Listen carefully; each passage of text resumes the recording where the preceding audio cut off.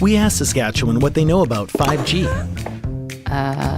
More speed, more innovation. It's gonna make our lives a whole heck of a lot easier. This is what 5G looks like. Better, faster. Sounds like one more G. Sounds pretty good. I don't know what it means. All you really need to know is the future of 5G is here and will continue improving through investments in network technology. I don't remember a time when curling wasn't a part of my life. When I wasn't putting in the sweat and hard work to be the best that I can be. Clocking in the time, the effort to practice day in, day out. Curling is more than just a game. It's a family, a community. And when it's time to play, I know I'll be ready. Hardline, supporting hundreds of our next generation athletes.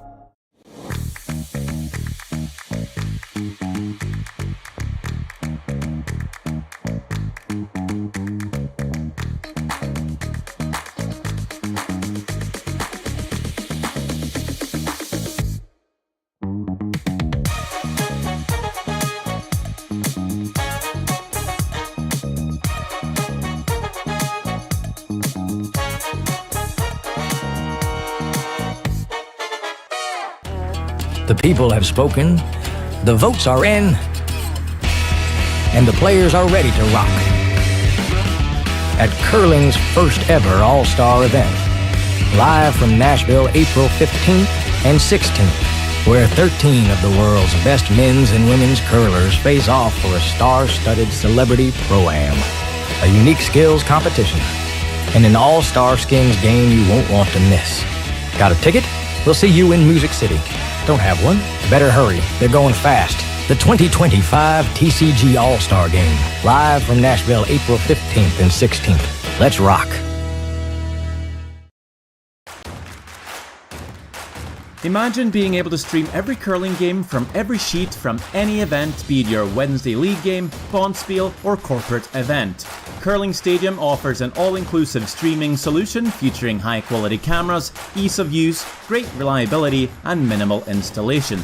Offering your sponsors customizable ad space on your streamed curling games and being able to sell video packages to your corporate events for increased revenue. With Curling Stadium, you can stream to any device, be it your mobile phone, tablet, or computer.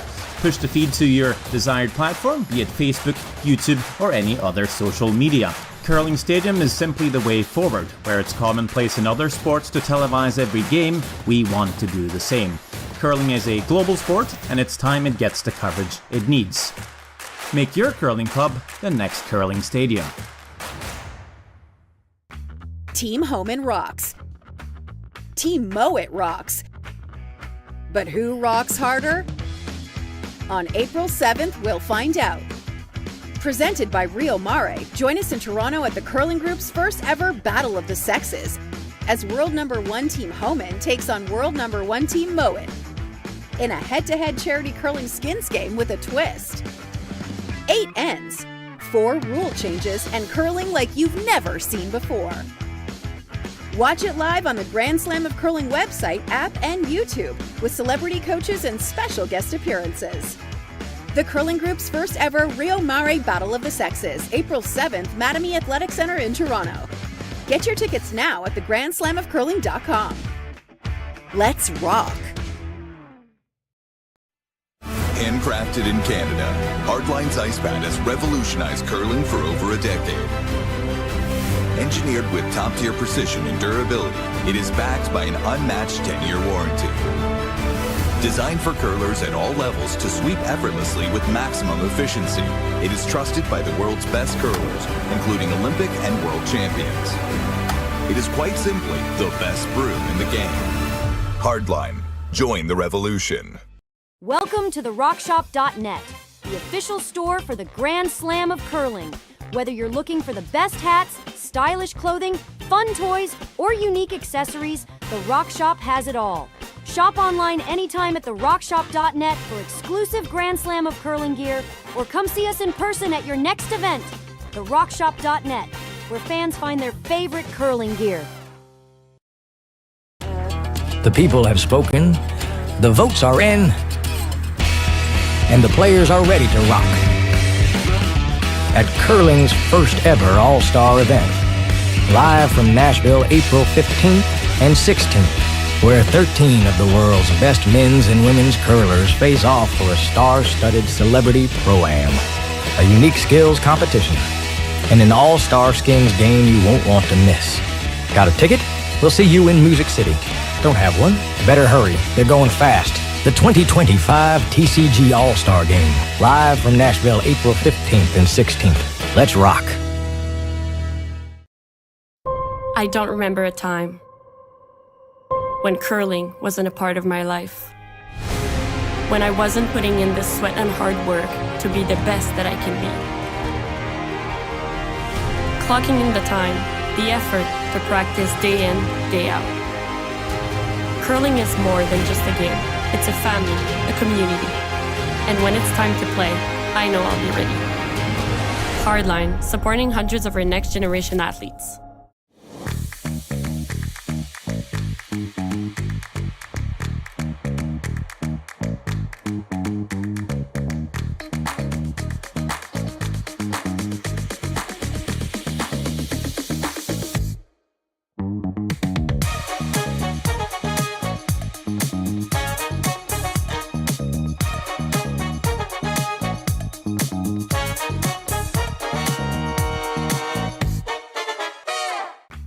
Team Homan rocks. Team Mowat rocks. But who rocks harder? On April 7th, we'll find out. Presented by Rio Mare, join us in Toronto at the Curling Group's first ever Battle of the Sexes, as world number 1 Team Homan takes on world number 1 Team Mowat in a head-to-head charity curling skins game with a twist. 8 ends, 4 rule changes, and curling like you've never seen before. Watch it live on the Grand Slam of Curling website, app, and YouTube with celebrity coaches and special guest appearances. The Curling Group's first ever Rio Mare Battle of the Sexes, April 7th, Mattamy Athletic Center in Toronto. Get your tickets now at thegrandslamofcurling.com. Let's rock!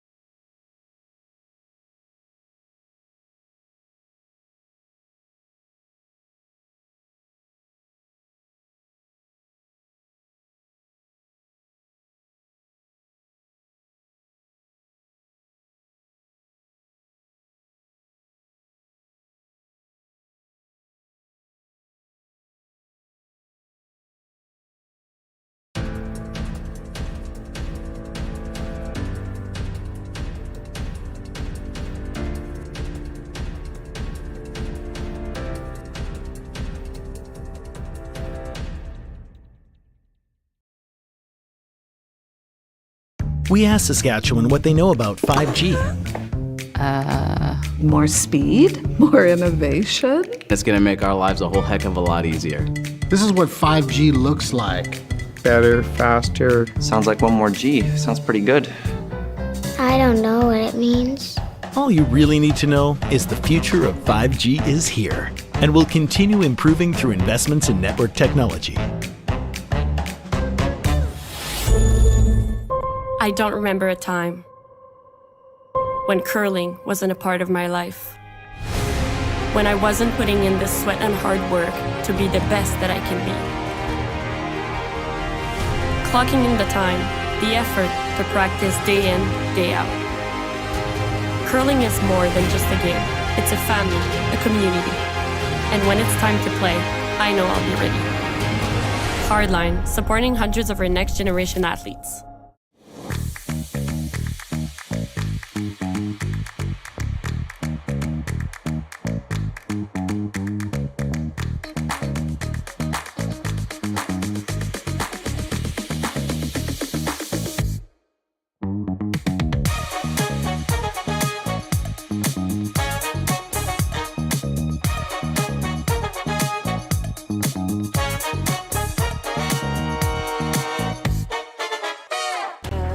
The people have spoken, the votes are in, and the players are ready to rock. At curling's first ever all-star event, live from Nashville, April 15th and 16th, where 13 of the world's best men's and women's curlers face off for a star-studded celebrity pro-am, a unique skills competition, and an all-star skins game you won't want to miss. Got a ticket? We'll see you in Music City. Don't have one? Better hurry. They're going fast. The 2025 TCG All-Star Game. Live from Nashville, April 15th and 16th. Let's rock. Imagine being able to stream every curling game from every sheet from any event, be it your Wednesday league game, Bonspiel, or corporate event. Curling Stadium offers an all-inclusive streaming solution featuring high-quality cameras, ease of use, great reliability, and minimal installation. Offering your sponsors customizable ad space on your streamed curling games and being able to sell video packages to your corporate events for increased revenue. With Curling Stadium, you can stream to any device, be it your mobile phone, tablet, or computer. Push the feed to your desired platform, be it Facebook, YouTube, or any other social media. Curling Stadium is simply the way forward. Where it's commonplace in other sports to televise every game, we want to do the same. Curling is a global sport, and it's time it gets the coverage it needs. Make your curling club the next Curling Stadium. Team Homan rocks. Team Mowat rocks. But who rocks harder? On April 7th, we'll find out. Presented by Rio Mare, join us in Toronto at the Curling Group's first ever Battle of the Sexes, as World #1 Team Homan takes on World #1 Team Mowat in a head-to-head charity curling skins game with a twist. 8 ends, 4 rule changes, and curling like you've never seen before. Watch it live on the Grand Slam of Curling website, app, and YouTube, with celebrity coaches and special guest appearances.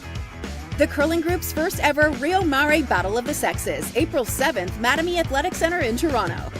Get your tickets now at thegrandslamofcurling.com. Let's rock! Handcrafted in Canada, Hardline's Ice Pad has revolutionized curling for over a decade. Engineered with top-tier precision and durability, it is backed by an unmatched 10-year warranty. Designed for curlers at all levels to sweep effortlessly with maximum efficiency, it is trusted by the world's best curlers, including Olympic and world champions. It is quite simply the best brew in the game. Hardline. Join the revolution. Welcome to the RockShop.net, the official store for the Grand Slam of Curling. Whether you're looking for the best hats, stylish clothing, fun toys, or unique accessories, the Rock Shop has it all. Shop online anytime at therockshop.net for exclusive Grand Slam of Curling gear, or come see us in person at your next event. Therockshop.net, where fans find their favorite curling gear. The people have spoken, the votes are in, and the players are ready to rock. At curling's first ever all-star event, live from Nashville, April 15th and 16th, where 13 of the world's best men's and women's curlers face off for a star-studded celebrity pro-am, a unique skills competition, and an all-star skins game you won't want to miss. Got a ticket? We'll see you in Music City. Don't have one? Better hurry. They're going fast. The 2025 TCG All-Star Game, live from Nashville, April 15th and 16th. Let's rock. I don't remember a time when curling wasn't a part of my life. When I wasn't putting in the sweat and hard work to be the best that I can be. Clocking in the time, the effort to practice day in, day out. Curling is more than just a game. It's a family, a community. And when it's time to play, I know I'll be ready. Hardline, supporting hundreds of our next generation athletes.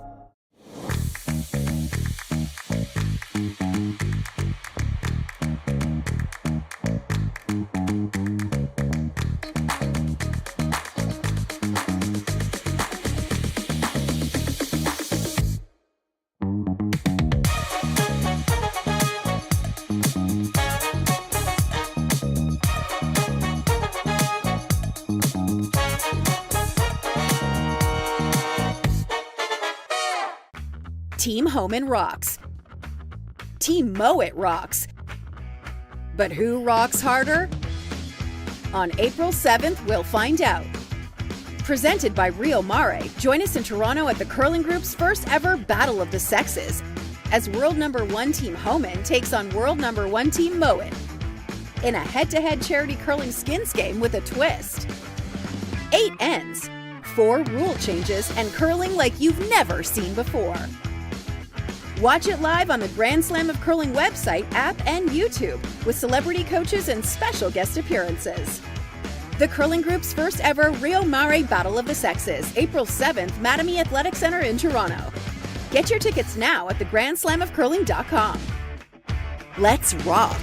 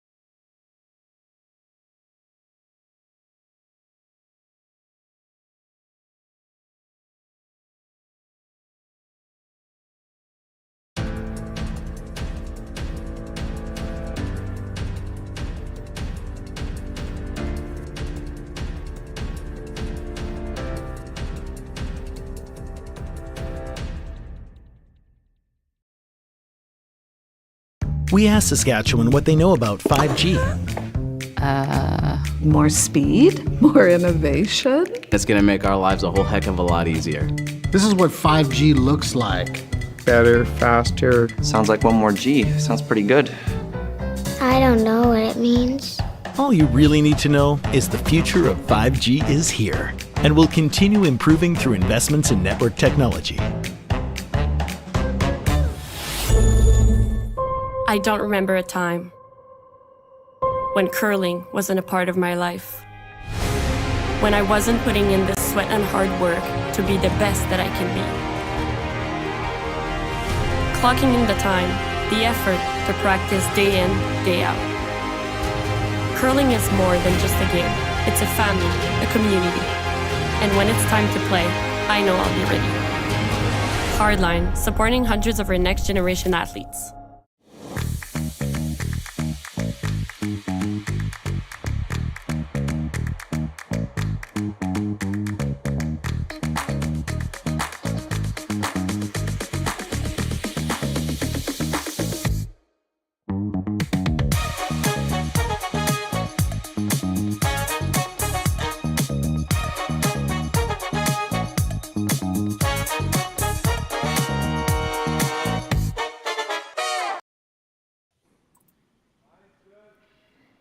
A very pleasant good evening and welcome to Martensville. It's the Martensville Curling Stadium International, bringing this draw between Kevin Cooey of Calgary and Bruce Korte of Saskatoon. I'm Dave Schmel. I'm joined by Shawn and Joyce. And Shawn, these two teams have had a good weekend thus far. Yeah, they have. Bruce Korte comes in with a record of 3-0. He's already guaranteed himself a spot in the playoffs. For Kevin Cooey, just 2-1. He's one of the two teams at 2-1 playing in this game that this is going to determine whether we've got a tiebreaker draw later tonight. There's 6 teams already through with 3 wins, 2 of them on the ice tonight. Bruce Korte and the other one being Dustin Keltoff. They're 3-0. They know they're in the playoffs, but there's 2 teams at 2-1 that if they win, they also go to 3 wins, and there'll be no tiebreakers tonight.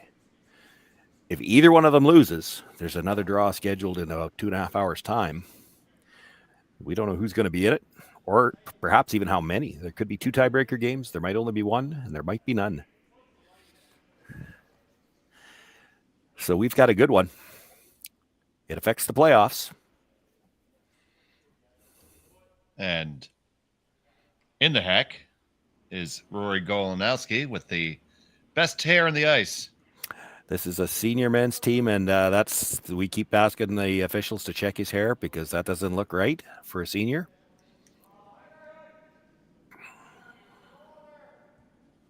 We don't worry about steroids or black foam. It's that hair can't be real, and there should be a rule.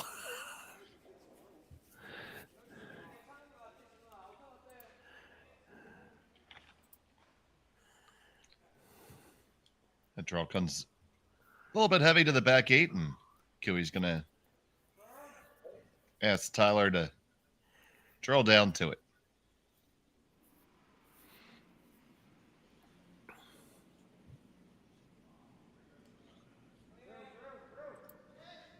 And one of the wins for Team Cooey came by a bit of a more interesting way. They won by default because Ethan Sampson's team wasn't able to make it due to flight problems. Yeah, and I didn't hear the full story on that because I know one of their players made it, and he is now, and I don't know which player it was, to be honest, but he is now subbing with Chase Sinnett, who is 3-1 through to the playoffs.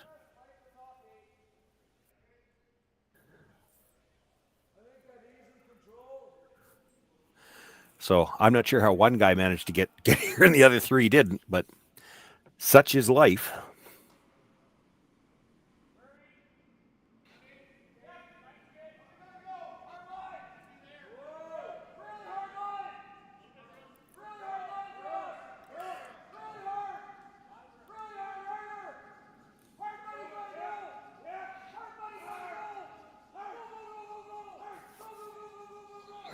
Roy working that one the whole way. They catch just a little piece of it.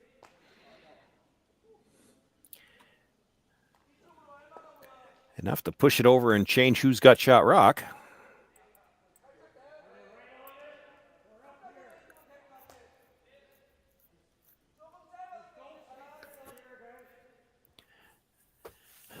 Korte does have last rock here in the opening end.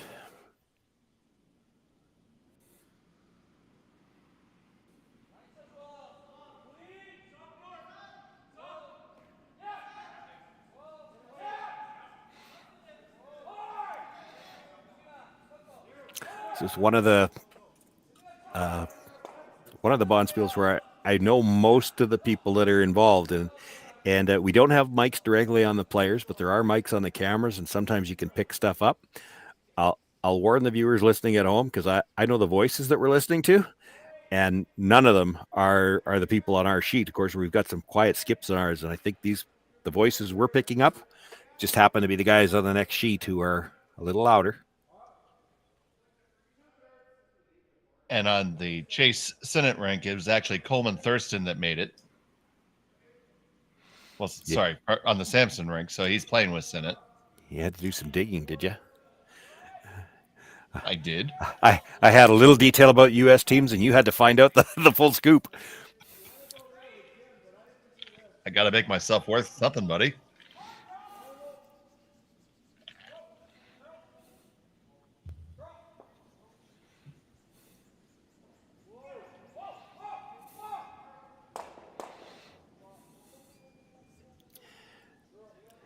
Sweeping for curl early, looking for the double. Are they going to get it? Just the one, indeed.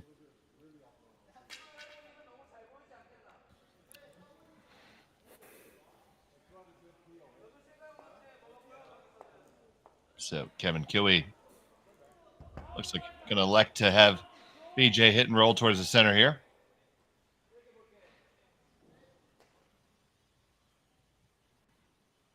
Yeah, it's a little risky to ignore Red Rocks, and even though this is third shot, make it go away, try to roll under cover. He's not even thinking about the double here. That's too thin.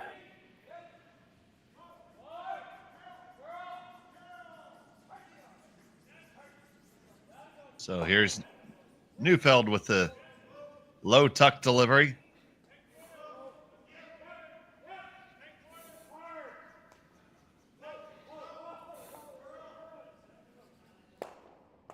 And this one hung out there too.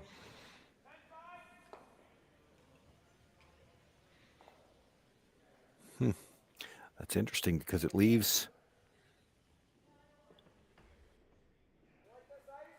Korte's still going to look at playing the hit off the outside one.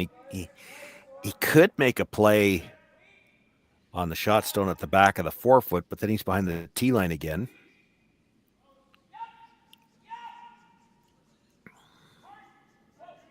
So here's Daryl McKee, third rocks. And that was a rather definitive whoa right out of his hand, and now sweeping for curl.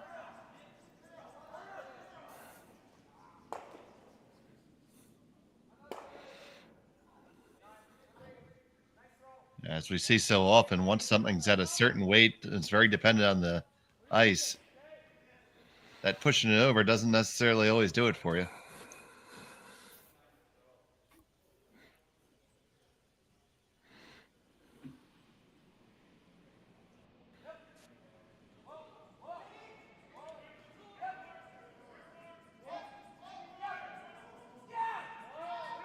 Second from Neufeld.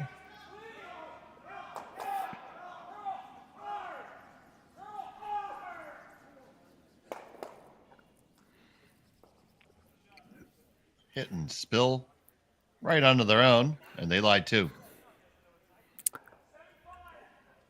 That's the problem with throwing that hit as quiet as they did, though, is that they end up behind the tee line when they make it.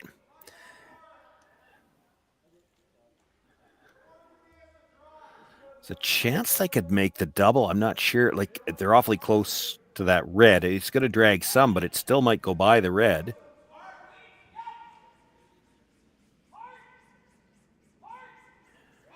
You don't absolutely have to blast this either. You could come down with quieter weight, just try to tap the yellow close to the nose, kill the back one, and stay in front.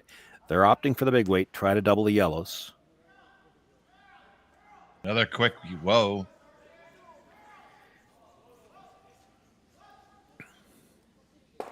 Gonna get a piece and gonna get the double. Yes, you will. And it did drag enough to touch that red. So it's probably in the open now. Yeah.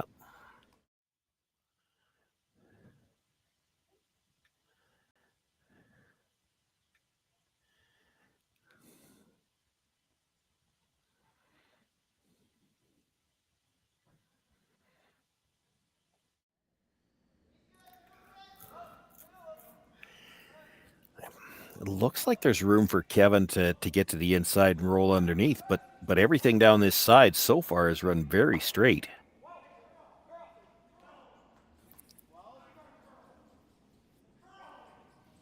He's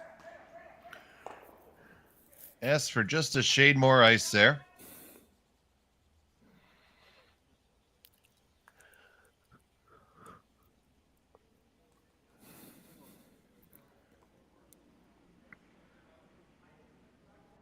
Cailey with his first.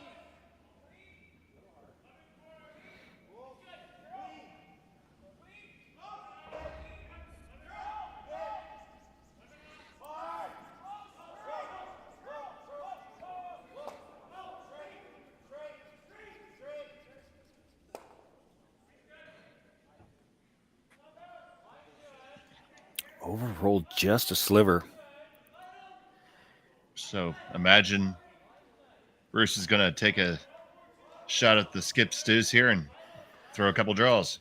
Yeah, I wasn't sure he would. You can see a piece of that. You could come down to it, pass it through, and roll to the other side of the center line, and then you got a blank.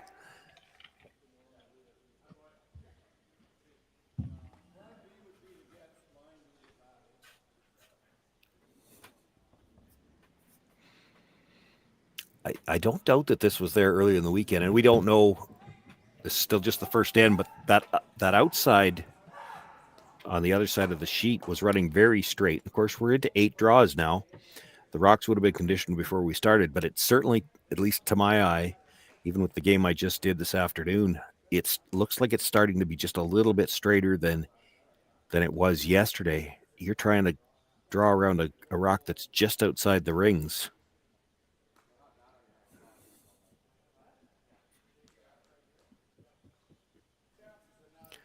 Corey, I think, was just wondering if they don't need less ice. And it is possible that maybe he threw one down this path in practice.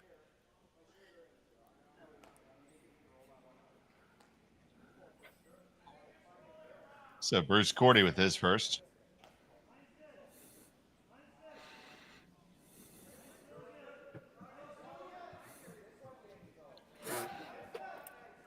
Curling now. That certainly is. Also needs to get there. Clears the guard. That's going to finish up nicely. Wow, that's really good.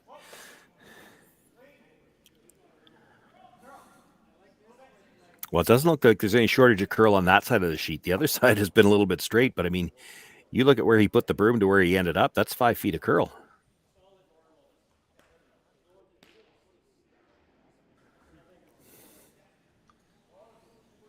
So it will require the run back attempt for Cooey.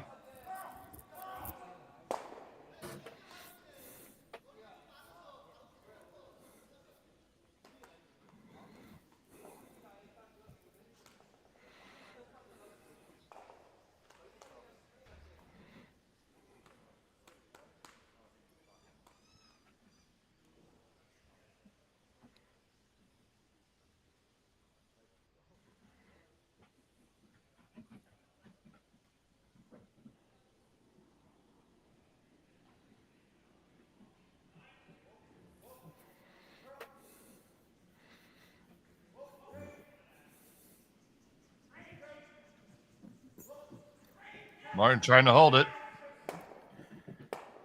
Going to make jammed it on the back one. Jammed it on the back, indeed. So it is Team Cooey sending shot rock, but I think that Bruce Korte can see enough of that stone. Well, yeah, except that's been the turn that has been so straight in this end.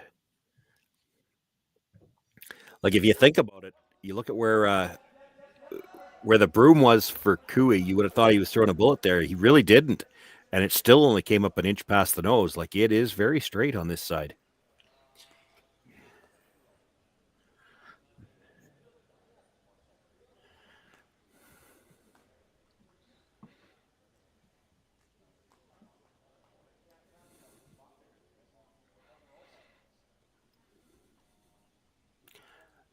Don't think he's likely to be throwing this real hard, but you still have to think he's probably going to need to hit half a rock to stay in the rings.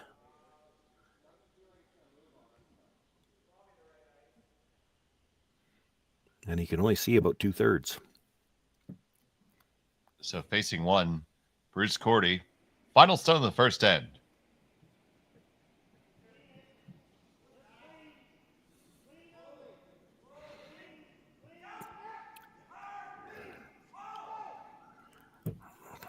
Off and on, usually a pretty good sign. It's going to be tight to the guard. Pass it, no problem. And you hang around. He made that look easy. 2 on the board for Bruce Korte. Cailey will have the hammer when we come back to Martensville. Handcrafted in Canada, Hardlines Ice Pad has revolutionized curling for over a decade.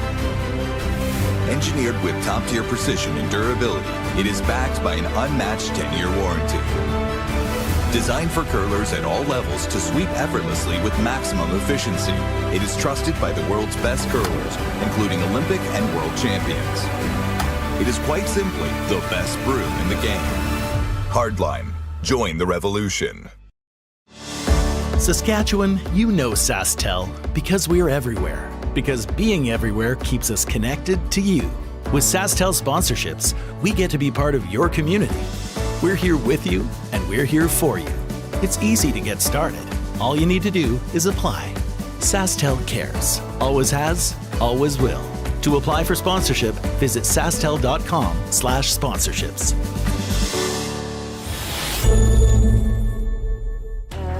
The people have spoken, the votes are in, and the players are ready to rock. At curling's first ever All-Star event, live from Nashville, April 15th and 16th, where 13 of the world's best men's and women's curlers face off for a star-studded celebrity pro-am, a unique skills competition, and an all-star skins game you won't want to miss. Got a ticket? We'll see you in Music City. Don't have one? Better hurry. They're going fast. The 2025 TCG All-Star Game, live from Nashville, April 15th and 16th. Let's rock.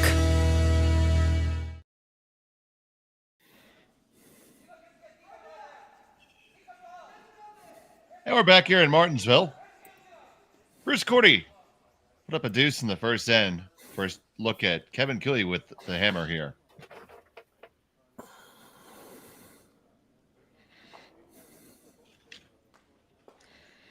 And two fine shots by Bruce Korte there to get that deuce, Shawn. Yeah, tricky one on the last one too, just because of how much straighter that side appears to be. Now we'll keep an eye on it, but certainly it would be Bruce's outturn side going towards the scoreboard looked like it curled more than the in. This would be the side of the sheet that was so straight in the first end. Certainly with any upweight, it was very straight. Doesn't look like they're having trouble getting this draw to curl.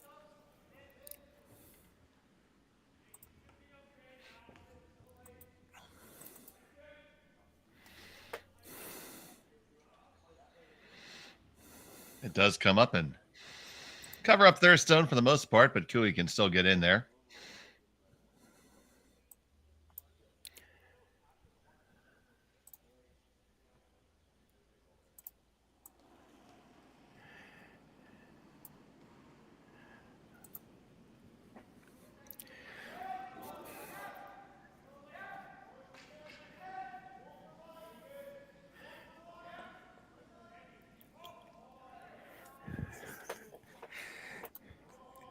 If I seem quiet this end, I just saw the picture where they've got all the stats on the draw to the button, and I'm going through the combinations for the tiebreakers. There's a lot of drama in this draw. There's 3 games out there that all matter to the playoffs. And we'll make sure we keep you updated on the scores as they come in. Of course, nothing's stopping you at home from getting 4 laptops, 3 iPads, and 2 televisions and watching everything.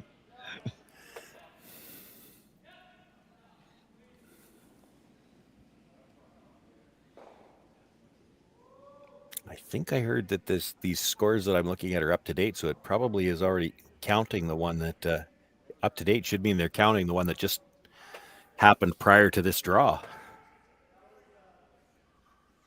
Ooh, just whiskers by that high guard, and they lie too. Double goes pretty naturally though.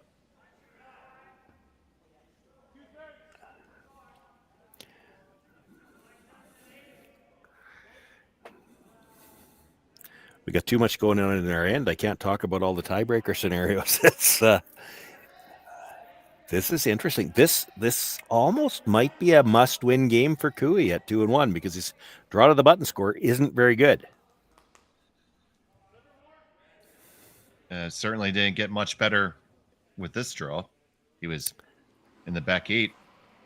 Well, that might be including this one. Again, that should be the final, according to what I read, this was the updated scores, but there are already 2 teams, Ryland Kleider and Drew Height, sitting at 2-2, and they're eagerly watching the scoreboards here because they need somebody to come back to them. That double goes, no problem.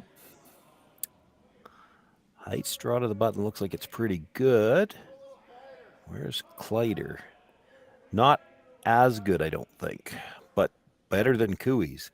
So if it was only one tiebreaker game, if Cooey lost, there was one tiebreaker game, I do believe he would be out on draw to the button. Now there is the possibility, because there's another game out there with a team at 2-1, and that's Dropkin. If he was to lose, then there would be 6 teams at 3 wins and 2 teams,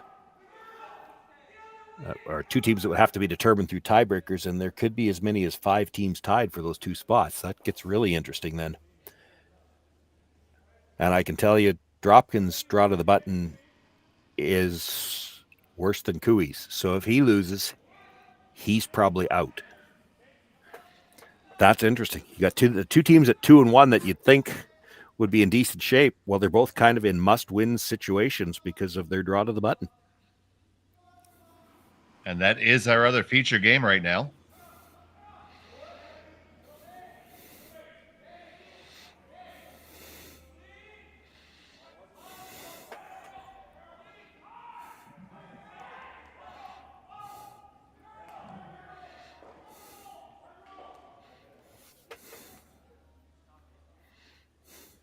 No problem there.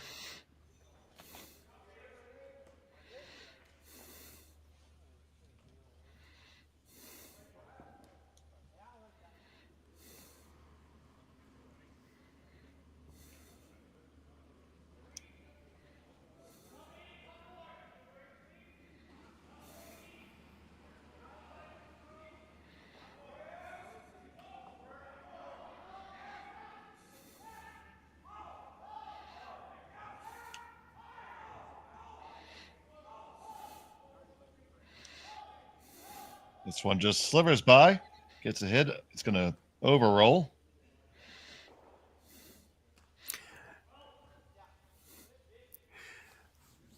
If you're a numbers guy, which I am, this is going to be a really good draw to watch. Every time somebody scores, you got to recheck all the standings boards.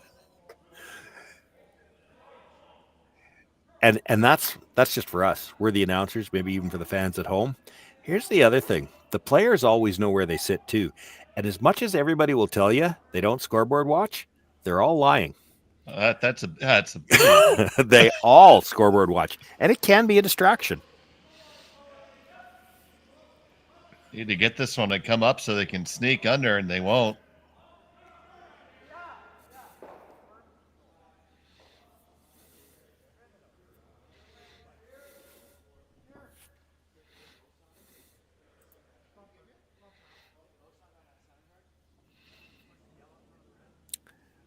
There are 6 teams already at 3 wins. Nobody at 4 wins. Bruce Korte on the ice has a chance to get to 4 wins. So does Dustin Kaltoff already out there. And 4 wins would give you a top seed spot where you'd have Hammer through the playoffs. Yeah, so keep it tuned here. Make that hit roll a little bit further open. There's more air now. You could, and I think I heard somebody mumble it, like there's enough room to try to roll all the way across behind the yellow. You'd be underneath your own color. You'd be underneath your own then, yeah.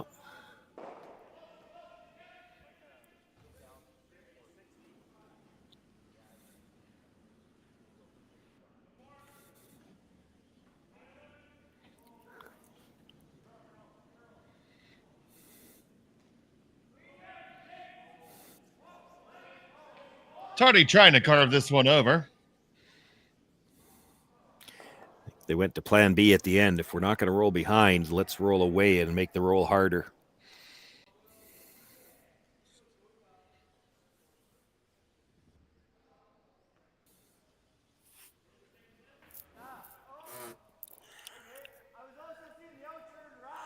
Korte's got to be a little careful here. If he tries for the roll underneath, he'll be close to jamming on that red that's just out of the rings.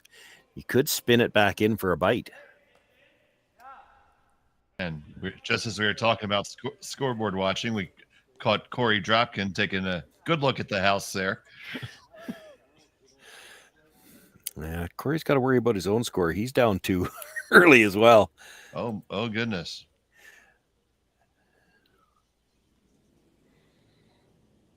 Yeah, through the opening ends of play, all the teams that could make for very interesting tiebreaker scenarios are all the tiebreaker ones are 2-0. It's Sam Moybrick also has a 2-0 lead, and that would put him into the tiebreaker mess as well.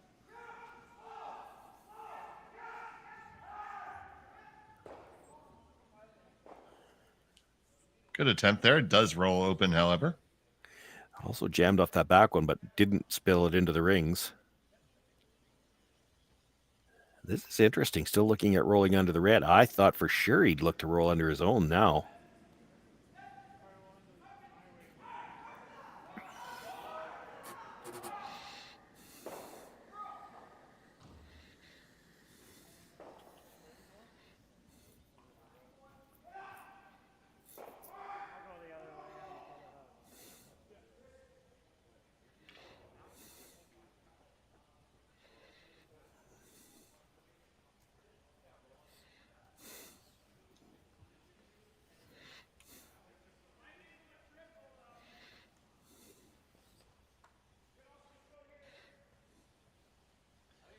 So after a quick adjustment of the hoodie, first to the second end for Cailey. It's a little in out on the release. This is going to have to curl. Quiet weight's going to save him.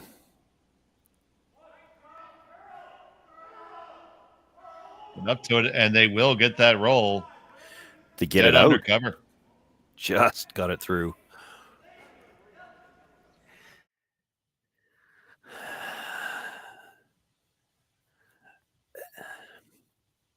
The only problem, and this is the issue with why I thought he might have tried to roll the other way. If you look at where the yellow ended up, it's only about a 6-foot run back. And if Bruce makes any contact with the yellow, the best that Cooey can get is a blank. But if he ever dead sticks it, you're forced here.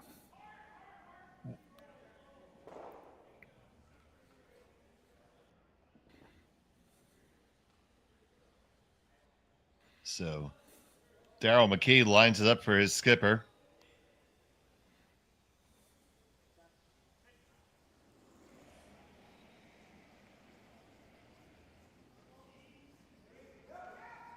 Gonna run it and stick it.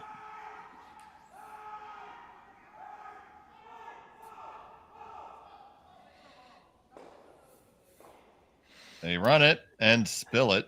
Actually overswept it a little bit, but it means the best he can do is the blank.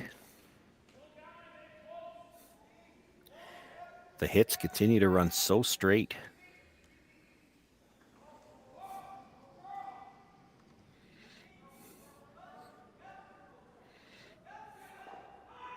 I was just going to say before we saw him set up, I wonder if he's playing this with the out turn, because all the hits we've seen so far have been from the outside in and they've run so very straight. He might like to know what this does.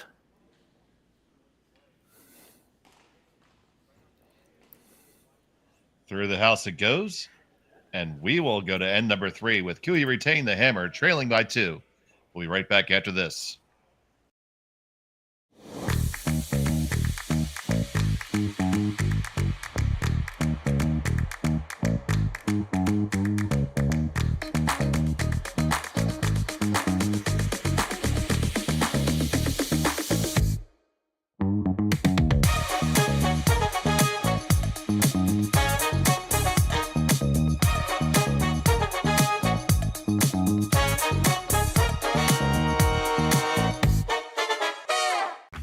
Team Homan rocks. Team Mowat rocks. But who rocks harder? On April 7th, we'll find out. Presented by Rio Mare, join us in Toronto at the Curling Group's first ever Battle of the Sexes, as world number 1 Team Homan takes on world number 1 Team Mowat in a head-to-head charity curling skins game with a twist. 8 ends, 4 rule changes, and curling like you've never seen before. Watch it live on the Grand Slam of Curling website, app, and YouTube with celebrity coaches and special guest appearances. The Curling Group's first ever Rio Mare Battle of the Sexes, April 7th, Mattamy Athletic Center in Toronto. Get your tickets now at thegrandslamofcurling.com. Let's rock!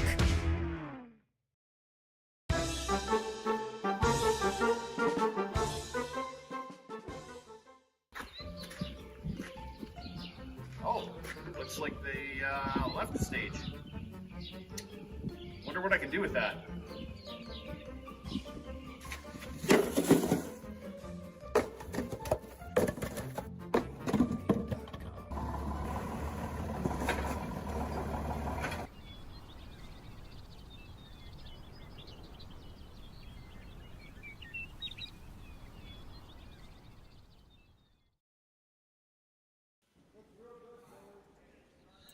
Back here, the third end. It was a blank in two. Cailey has the hammer, playing the Yellowstones, trailing by 2. I'm Dave Schmel. He's Shawn Joyce, and we're happy to have all of you here with us on Curling Stadium and the Stadium Sports Network.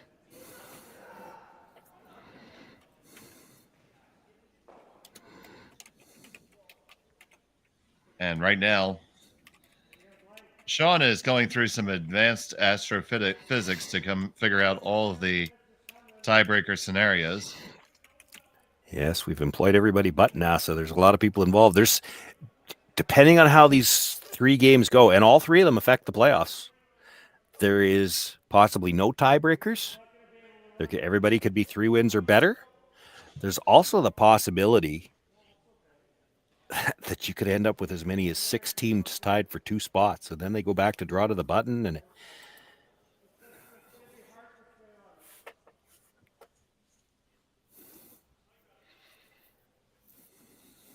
so Kevin electing to draw underneath the guard here. And the last time I looked at the scores, and it's early, nobody's more than the second end yet, but all of the scores that are up so far lean towards that 6 teams tied for 2 spots scenario, which is probably a lot more fun for us than it is for the players that are out on the ice.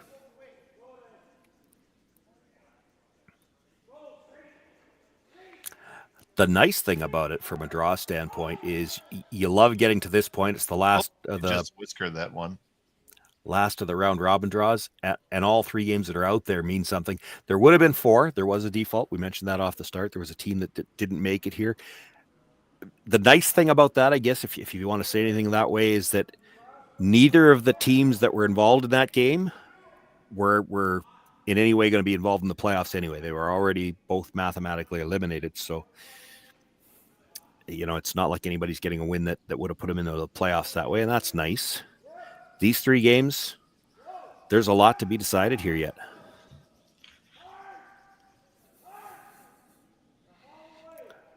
We keep talking about the tiebreaker possibilities on the other side. I did also mention last end, there's also 2 teams at 3-0 with a chance to go 4-0 and guarantee themselves the hammer through the playoffs. And that's a pretty big carrot too. Just because Korte's got a spot in the playoffs, there's still a lot to play for him here, as well as Dustin Kaltoff on the sheet next door.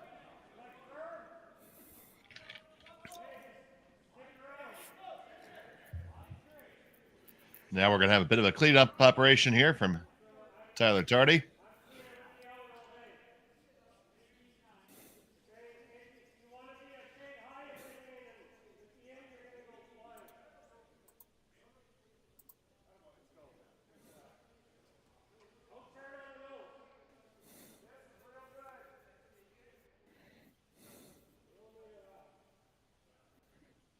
Gets himself reset here.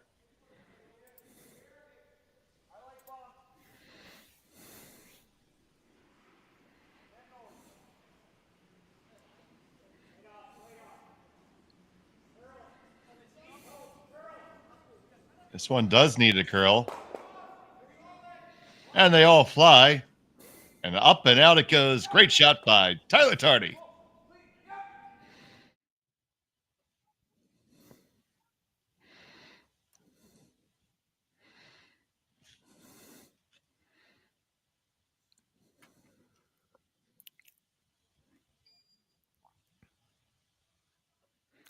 Had no problem making those fly.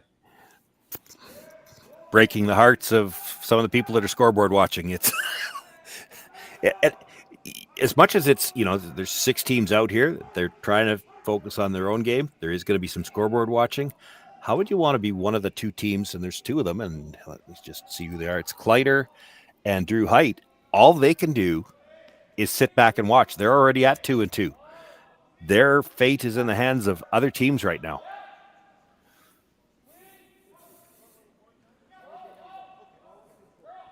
They're hoping they're playing at 10:30 tonight.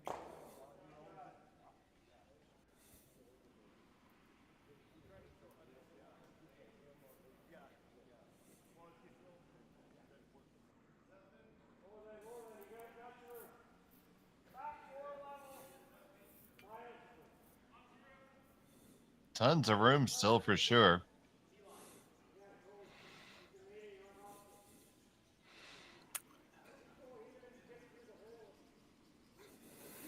Can they clear it and get under? They will. Well, they clear it. I don't know about getting under. A good piece under.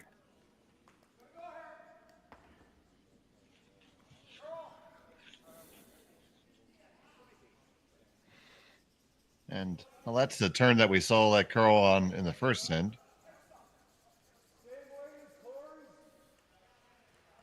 So it stands to reason you should be able to dig this one out.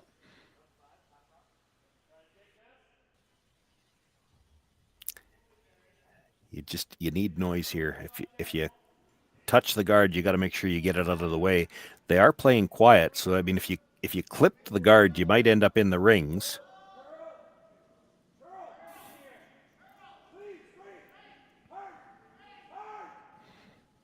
We go from Corey to Rory. They do get past the guard, and they do dig it out. Well managed rock right there. And hung around in the back of the forefoot. Makes it a little harder to play the straight draw, but you might have the double in the roll now.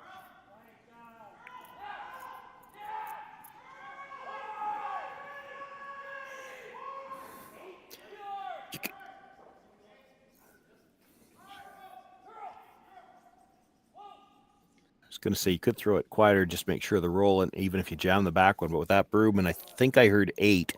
Mm-hmm. They're playing the double and the roll.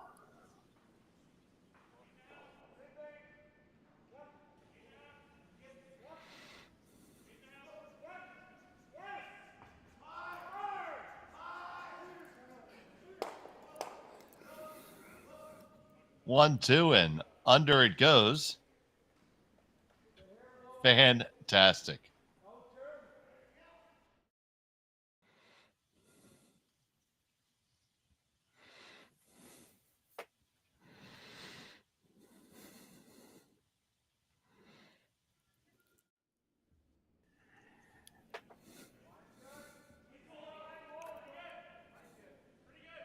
So now Kevin Cailey's back in business. They need Darryl to make this run back here. And interesting, he's playing this with negative ice. It's got to back up a little bit. We saw it so straight in the first end. And he made no mistake at all. It is off the rings. Great shot there by Darryl McKee.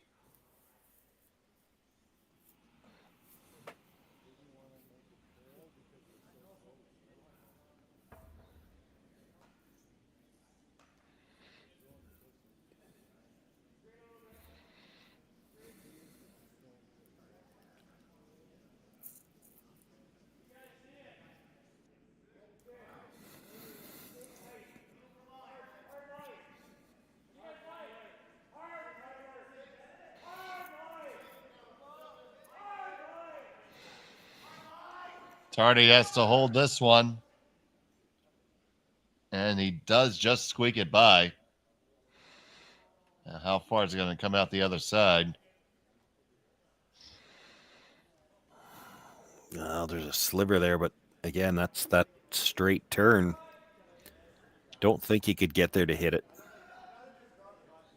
Could come off the yellow, but it's really thin to try for the double. You might be able to hit and roll onto it. Electing just to run his zone back instead. Yeah, and I think part of the discussion here, that might be the hit and roll in off that he was talking about, is if this curls, they'll play the straight peel, but then try to run the red towards that yellow just off the rings and maybe get a bonus that way. It certainly doesn't look like this should curl. If anything, that looks like a lot of ice with Darrellton. And for Darrell, it's his out turn. Bruce is left-handed, so this is an in turn. Darrell may be a little positive on the out, so they actually had negative ice for Darrell's. This is more ice than they gave Darrell for the same shot a second ago. It's funny to look at that and say it's more ice, but I mean, it is. First and 2 for Bruce Korte.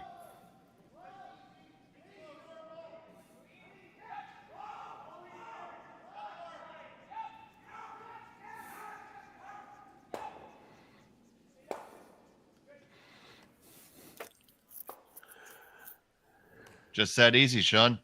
Yeah, well, some days, right? It was one of those ones, they're coming down. You heard them call the sweep on a couple of times and then immediately called it off again. You have to be a little concerned. You put 3 or 4 brush strokes down on a rock like that. They've already seen rocks back up. You're scared to back it up. As much as the line was close to what you wanted, you're scared to sweep that because what if it backs up?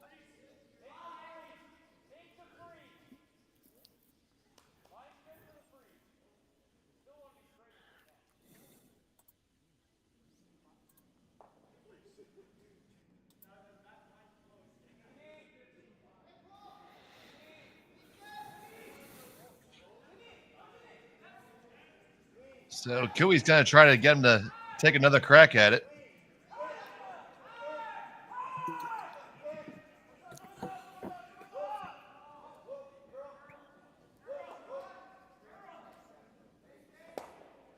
This one's going to roll open.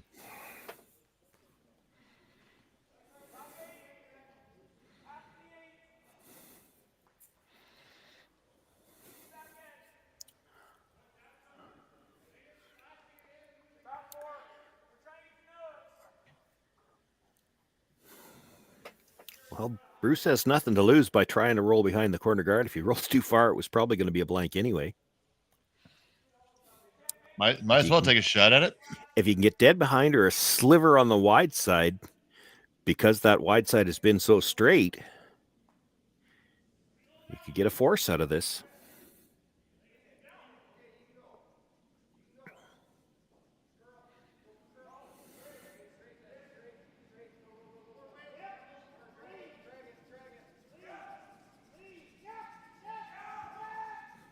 Corey's trying to push this out for Bruce. Don't think he's getting any roll. That's going to be just dead on the nose, and we're on our way to a blank attempt.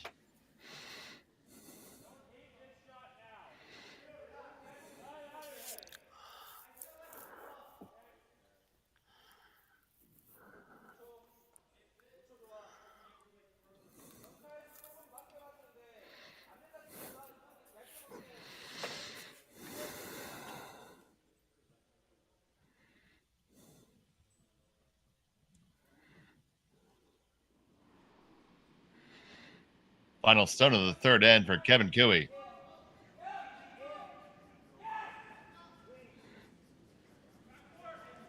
Just walking this one down, and no mistake there. Another blank is in the books. Cailey keeps the hammer for the fourth when we return to Martensville. We asked Saskatchewan what they know about 5G. More speed? More innovation? It's going to make our lives a whole heck of a lot easier. This is what 5G looks like. Better, faster. Sounds like one more G. Sounds pretty good. I don't know what it means. All you really need to know is the future of 5G is here and will continue improving through investments in network technology. I don't remember a time when curling wasn't a part of my life. When I wasn't putting in the sweat and hard work to be the best that I can be. clocking in the time, the effort to practice day in, day out. Curling is more than just a game. It's a family, a community. And when it's time to play, I know I'll be ready. Hardline, supporting hundreds of our next generation athletes. Welcome to the RockShop.net, the official store for the Grand Slam of curling. Whether you're looking for the best hats, stylish clothing, fun toys, or unique accessories, the Rock Shop has it all. Shop online anytime at therockshop.net for exclusive Grand Slam of curling gear, or come see us in person at your next event. Therockshop.net, where fans find their favorite curling gear. Stronger agronomics, better returns, greater peace of mind from pre-seed to post-harvest. You can count on the Victory Canola program to keep you and your farm ahead of the curve. Grow with us at victorycanola.com.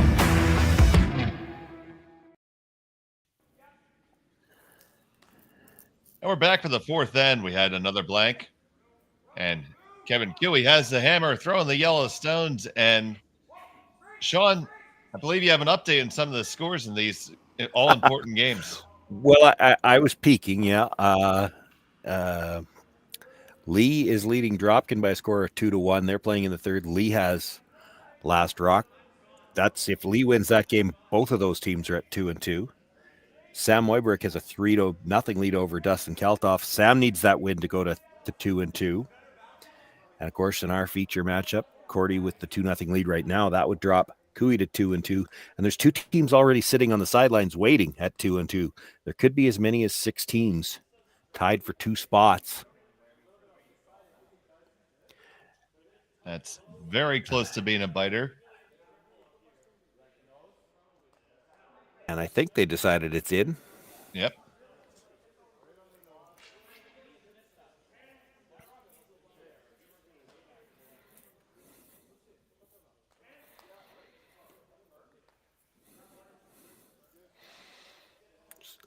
I heard 10, not throwing this real hard, just a control hit weight.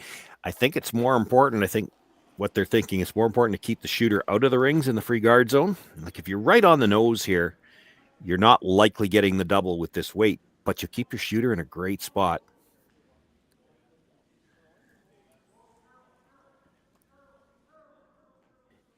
Wants to be on the nose enough to bounce it out into the open. Didn't do that, though.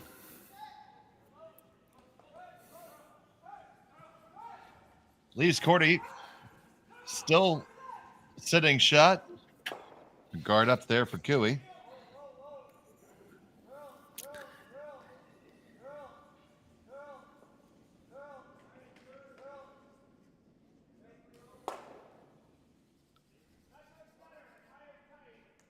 I didn't see the call. I would have assumed they were playing a longer guard here, but this is a long ways out and a lot of room.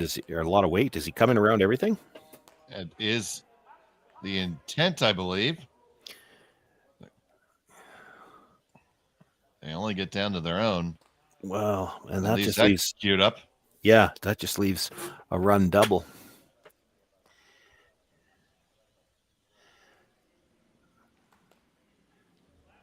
Cooey's even wondering, can you just run this, kill the one red and sit in front of the other? Yeah, there's probably room.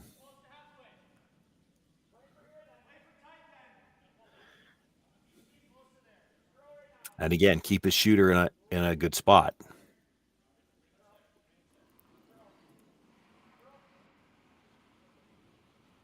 Tyler Tardy.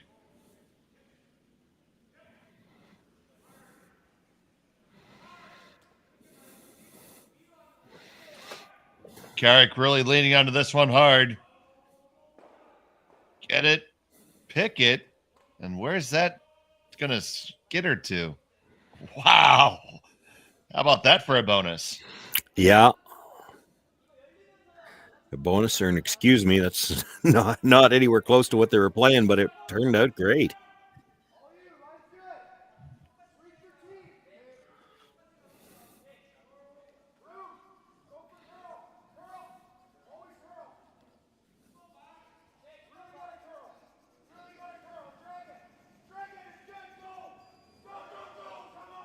Corey Koch, it's a little up.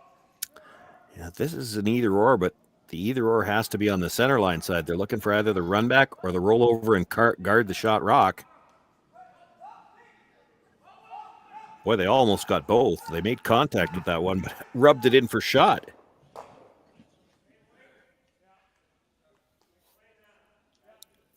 So now we're at the straight run back.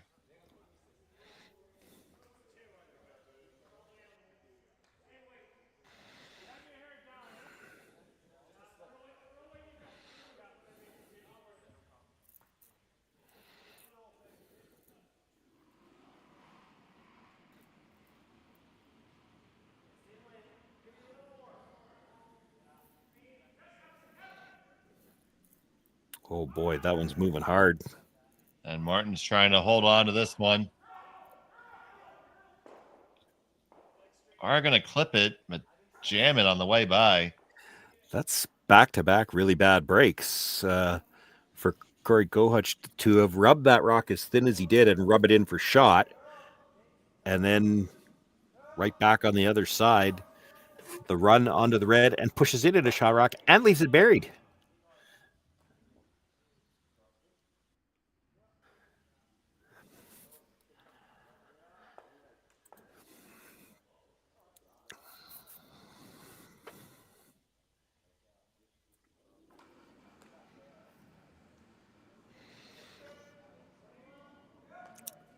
Little up weight on this hit, which really they just need the up weight so that they can roll flat enough to stay on top of their own.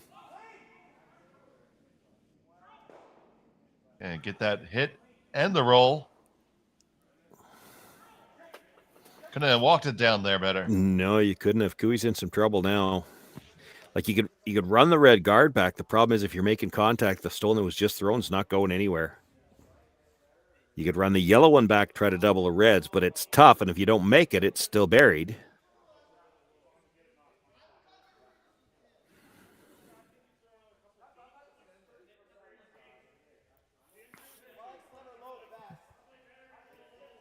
I'll still have some time to make things happen. We're on first vice stones right now.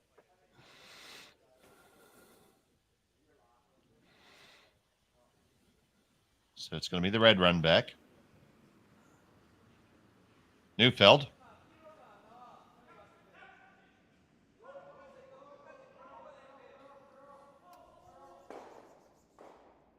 Makes them all move and releases it and kicks it out in the open. That's probably about as good as you could have expected.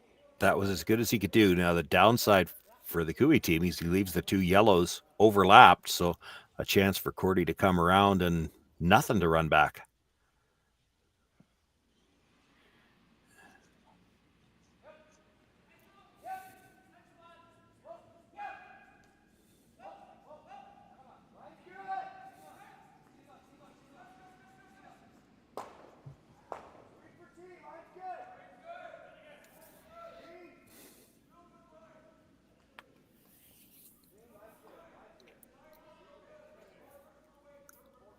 So switching over to the intern now.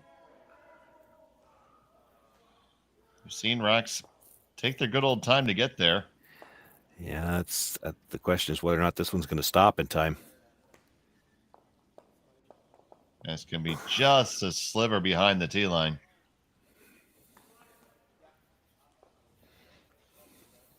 So a little get out of jail free there for Kevin Cooey if they can make this draw. Yeah.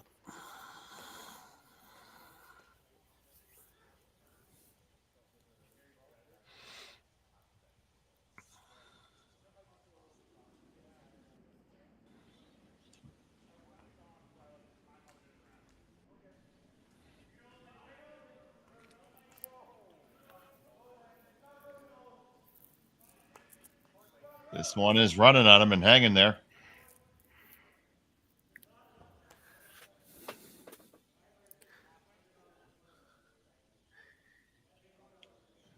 Can they walk it over enough?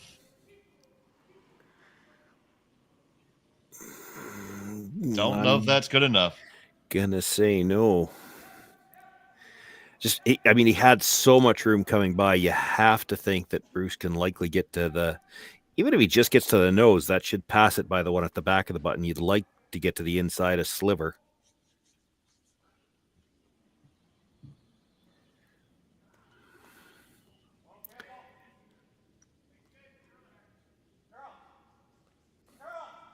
The only reason this is uncomfortable at all is because it just looks like the minute you step the weight up at all, even at like a heavy hack or a bumper, it doesn't move much. And he does need to get a little bit of movement past the guard.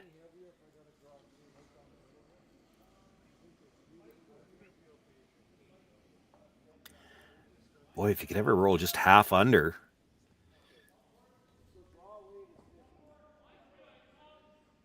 I don't know what Kevin Cooey does.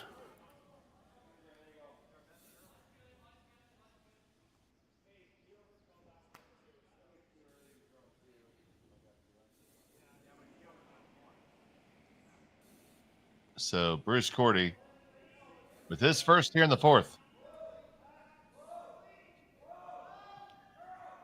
Just hack weight. Already sweep. I've heard calls both ways, but this is really bending now. Gotta go. They do get past it, and they get that little bit of a roll. Fabulous shot.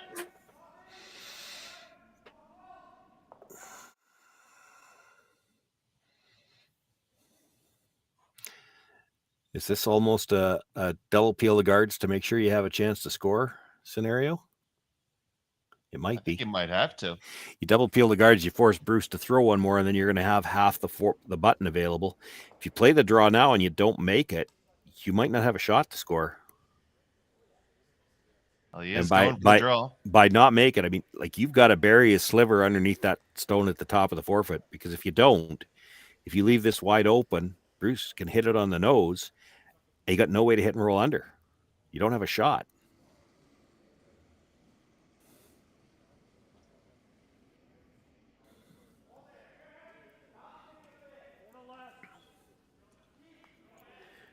The absolute worst thing you could do is rub the one that Bruce just threw.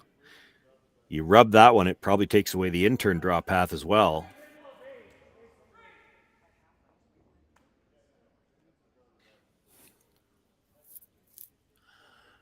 Like, it's one thing if you put this in a spot where Bruce has to blast out, and at least you can throw the same shot with the next one.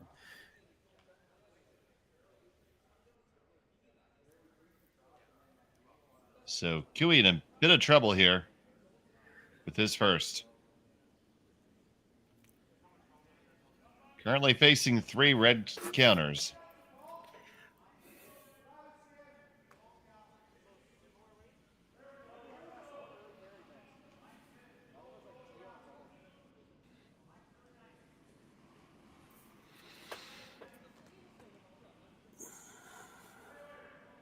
BJ likes the line. Do we like the weight too? That's got to keep going and get a little bit under. It is not shot rock. Well, and it's, I think, just wide open too. If yeah, there's even a little bit of air. Corey, if Bruce can hit that right on the nose, or if you were really brave, he's going to throw it quiet too. If you could get just across the nose and rub that red, that would take away. Like right now, he's probably got an in-turn draw path. It's not easy.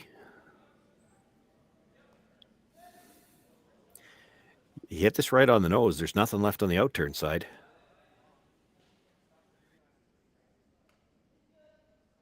Even if you take it off your own, but you'd love to leave your own at the back of the button. That's the one that probably means he doesn't have a shot to score.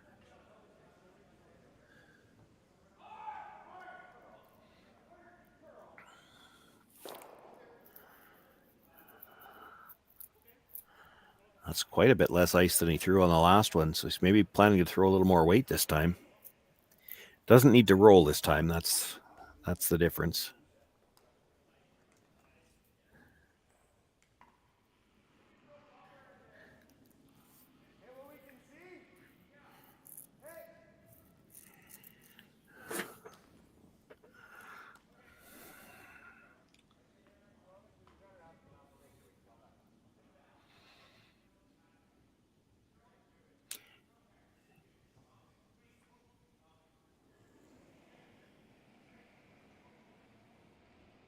So here's the last from Korte.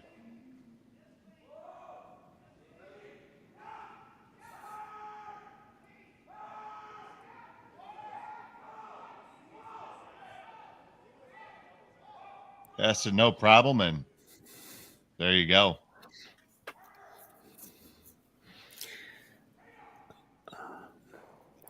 So the wide in-turn draw, he might be able to get shot rock out of it. It certainly doesn't. This view of it doesn't look good because that stone at the back of the forefoot has a sliver of the button. And looking by the stone at the top of the forefoot, you can't see any button. But from the overhead, it looks like if it's really carving in hard at the end, he can maybe get just enough of the button. Needs full forefoot just to hold him to one. Huge shot upcoming for Kevin Koe.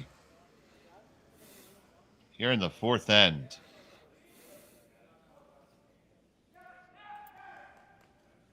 He trails by 2 and is facing 4.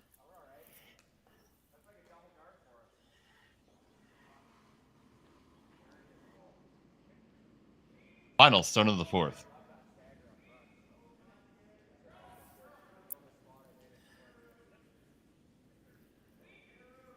Brushes are cleaning early, so they must like the weight. They've got to wait for this to start curling.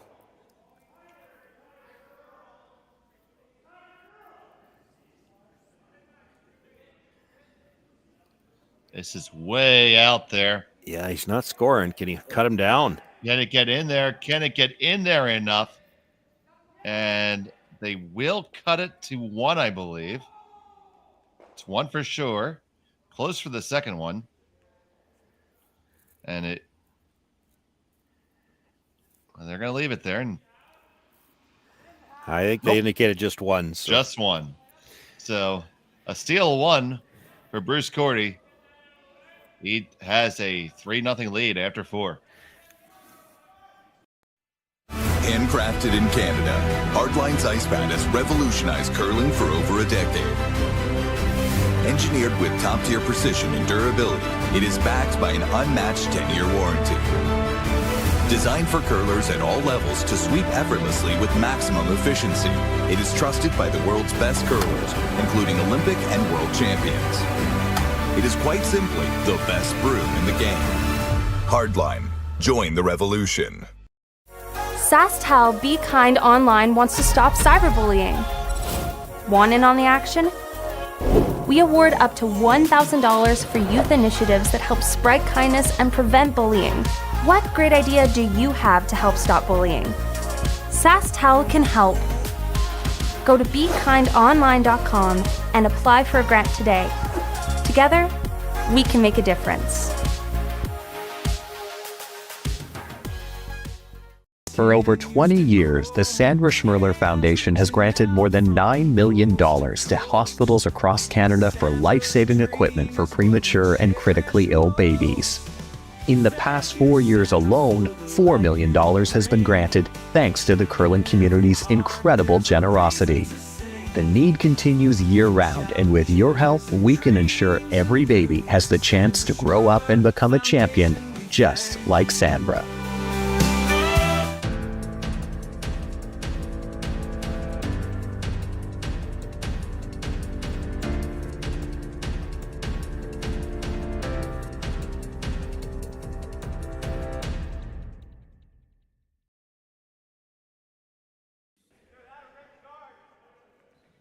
Back here at end number 5, Kevin Koe allowed a steal 1.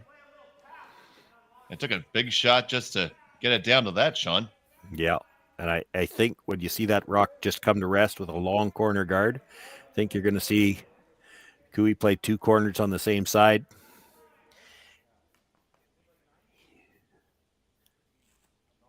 Again, he's not actually in a must-win game, but he's in a you pretty well better win type of game.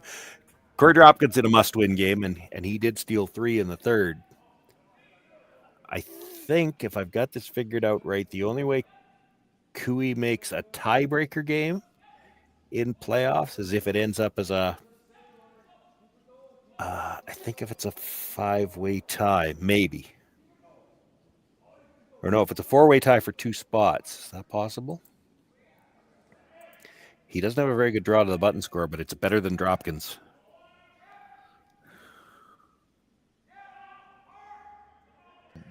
So yeah, if it's a 5-way tie for 2 spots, Dropkin would be out and Cooey would be in the tiebreaker spot. And here comes another corner guard.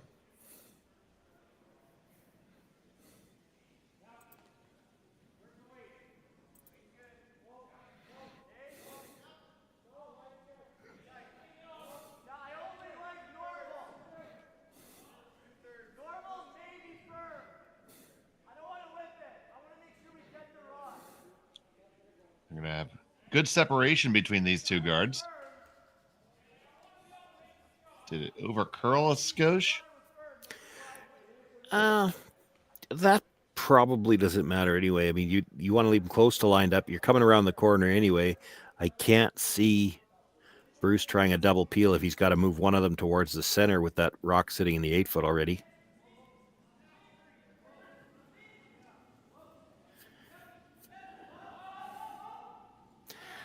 The tough part for the Korte team here, and you can see they're not 100% comfortable with this, is they don't want to be throwing guards right now, but you got to make the Cooey team do some work here, so they can't use those corners.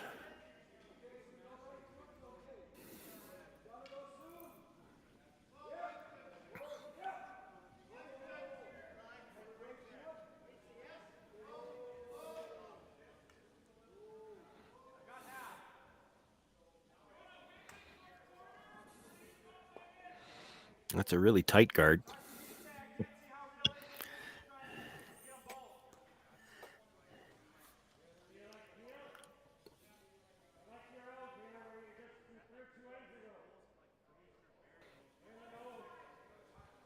So, thinking about peeling the center here.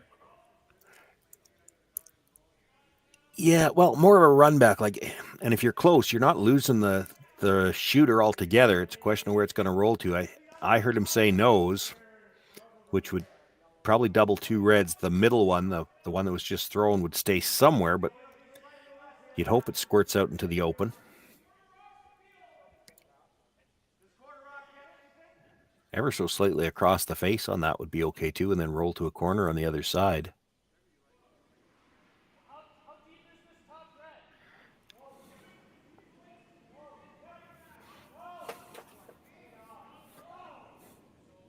Tardy gets them all moving. Only gets one to leave.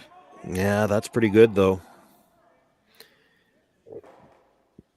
The red in the 12-foot's not hurting Cooey. He'll never worry about that stone. The one in the 8-foot, you could hit and roll behind the guards.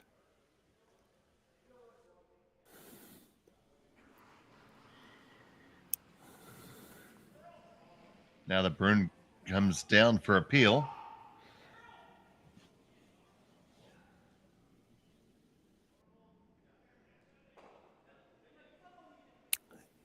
You'd love to get 2 of them here, but it's really thin to do that.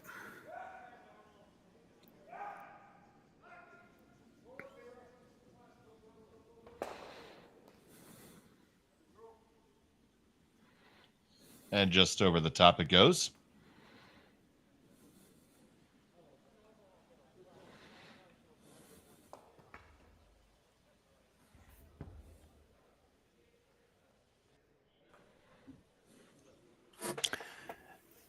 I would assume he's coming around the corner here. This doesn't look like a ton of ice.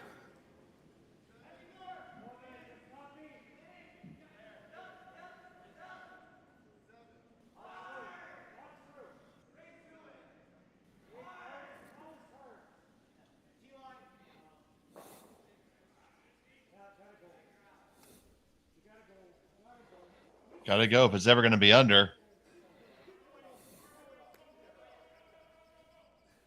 Well, it's accessible a couple different ways right now.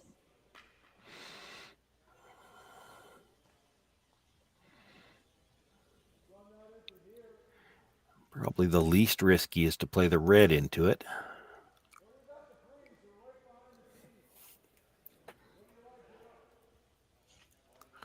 You hear Korte discussing the possibility of freezing. Yeah. probably what that's probably what Cooey wants him to play.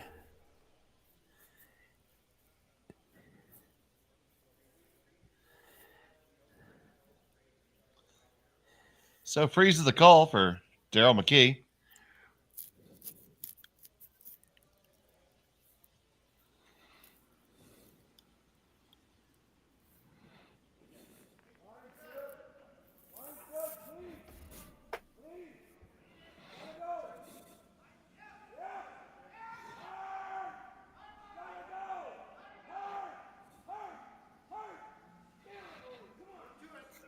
Even if he's to it, he's got to stay on the nose or inside Rory corner. Over gets curls, it it's by. not going to be shot. Yeah, over curls and is not, well, Tapped it is. enough. He's okay. Ooh. Just ever.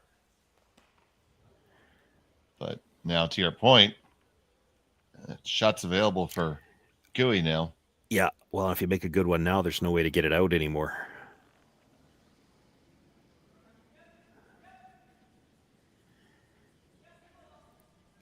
I think I'm playing that freeze first.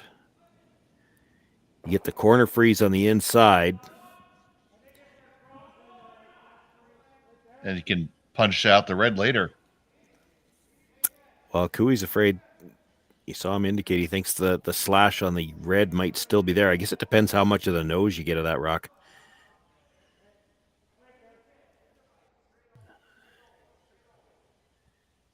I don't think you're playing that crosshouse double yet, but it's there. You saw him look at it.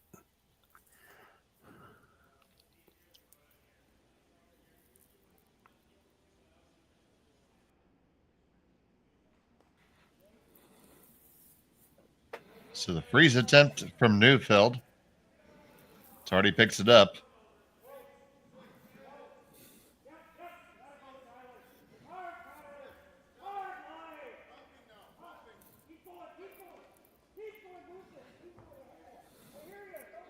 They get past. And they squeeze it in there for shots down. And possibly.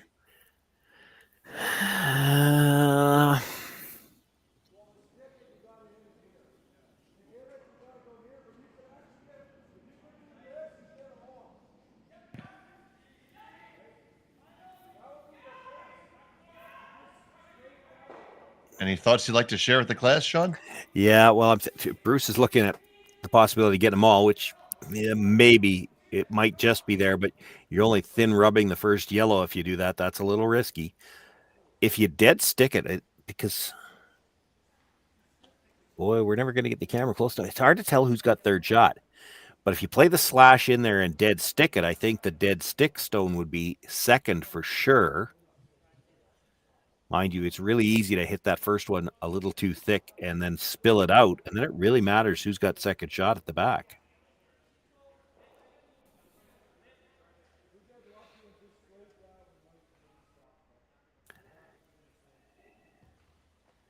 Even if you do play it to dead stick it, there's still going to be a shot for Cooey to play a freeze somewhere in there.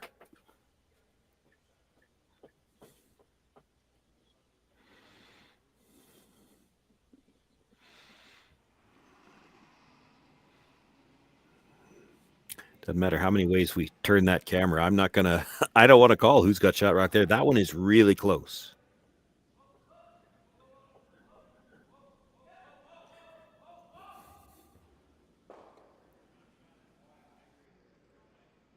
Here's McKee. They're going to slash it in there.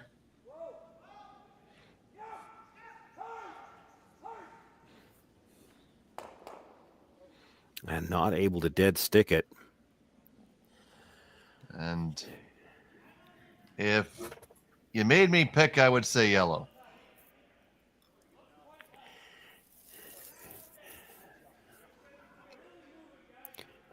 Well, I think I saw Cooey ask for somebody with younger eyes to come down, and they're sending BJ. That's not a lot younger. He can't ask anybody on the other team.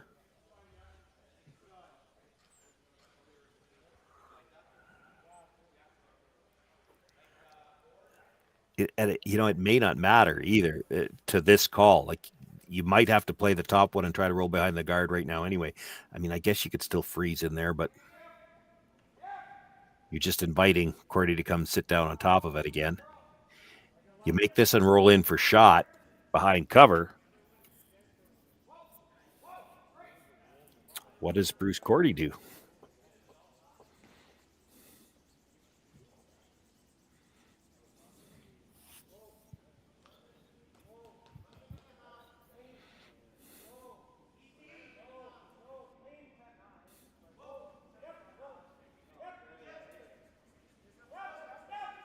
And get the hit, and do we get the roll that we want?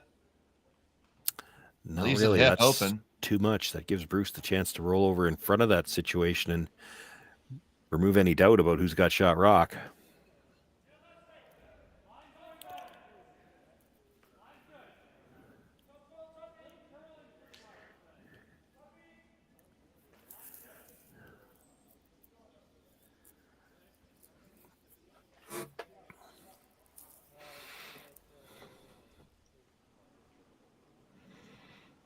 I'm just playing this through in my own head, regardless who shot right now and there. And you can call yellow all you want. I'm going to measure it twice.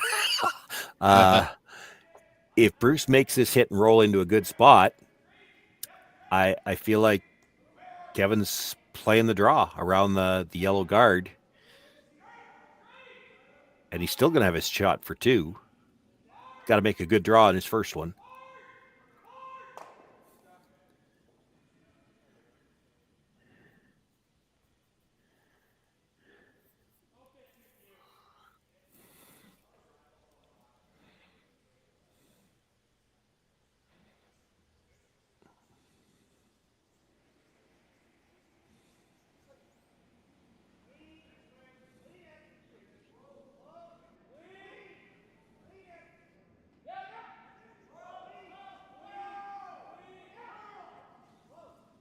Waiting for this one.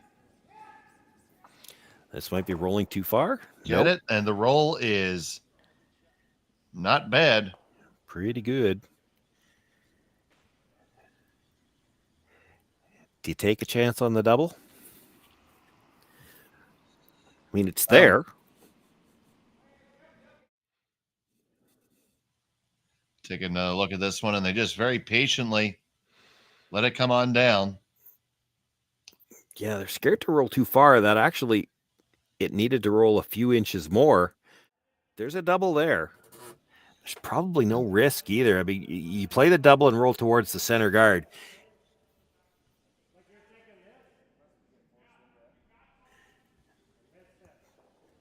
Yeah. Okay, well, if they're thinking about trying to get that red by the yellow, they're pretty sure their second shot. I am not so sure.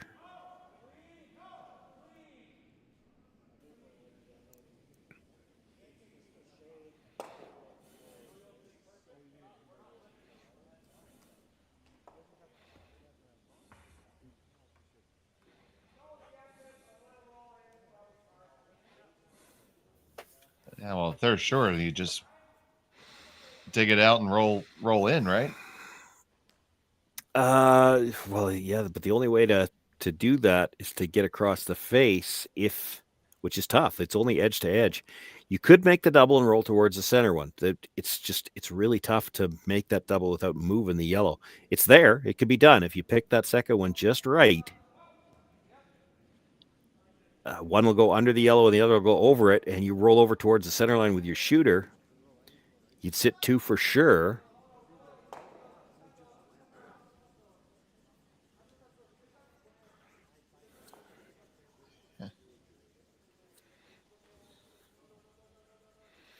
This would appear to be the broom to dig it out.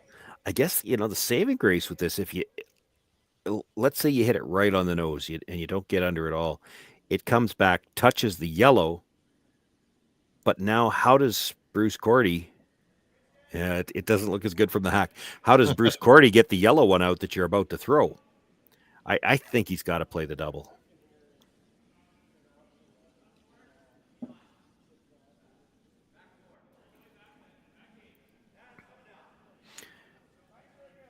Then the question is, how much weight do you want to throw?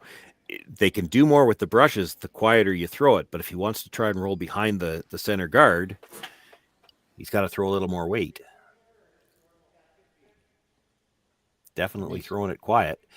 Might be trying to touch that red, and then even if he leaves the first stone somewhere in the back 8 or back 12, again, it's another rock that Bruce has to get this shooter by. You'll have some jam possibilities at the back that could leave you a chance for 2 or perhaps even 3 if he jams it onto a red one.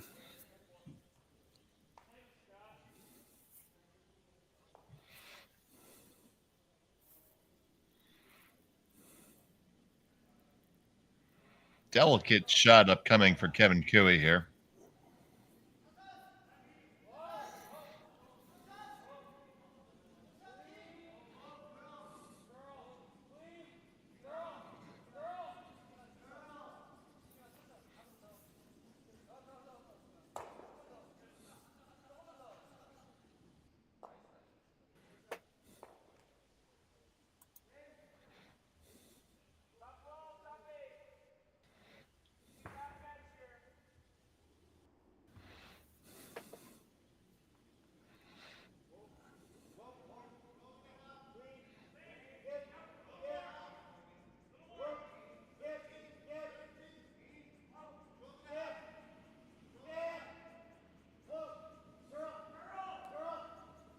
Pushing back over the curl now.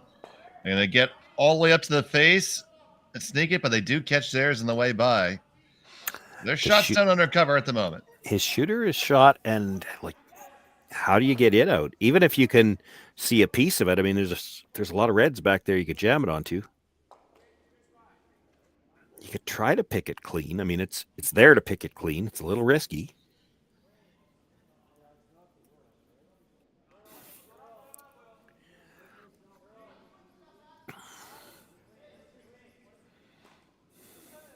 He's thinking of coming all the way around the outside and getting underneath. No, I don't think he is. I think what he's talking about with that, he's worried about jamming the yellow into it, and where would everything go?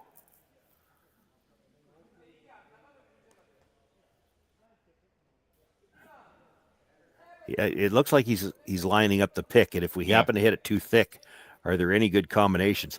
I mean, if you throw the pick and dead jam it on the outside red one, you should still be sitting 2. It's what happens if you put it into the pocket. Where's everything going to go? Because the yellow wouldn't leave then. Would you ever leave a double on the reds at the back? You might. You really can't hit this too thin.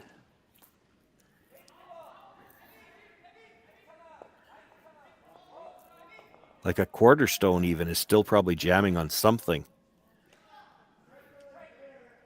So you're almost calling this to miss it. Yeah, but you can't miss it either. But you can't miss it, no, because missing it is really bad. Yeah.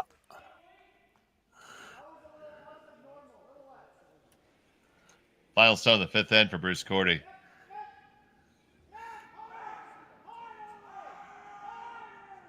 Golanowski picks this up right away. Oh, that's way too thick. Oh, it jammed it all day.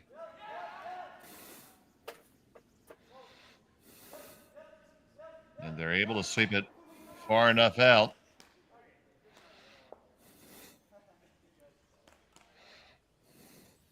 It'll just be a draw.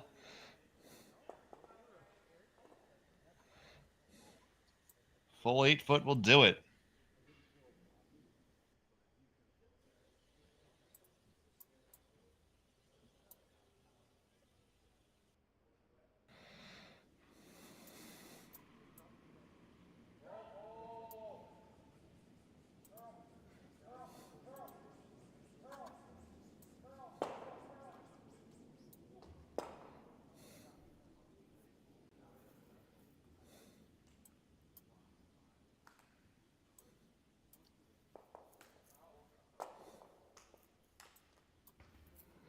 Kevin Cooey's got one in his pocket, needs full 8 to get a deuce.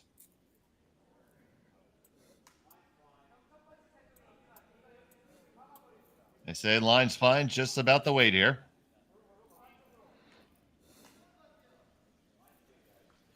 Don't seem to be overly concerned in the slightest, just keeping it clean. And they're happy with it for good reason. So put 2 yellow up there on the board. 3-2 after 5. We'll be back from Martensville right after this. The people have spoken, the votes are in, and the players are ready to rock.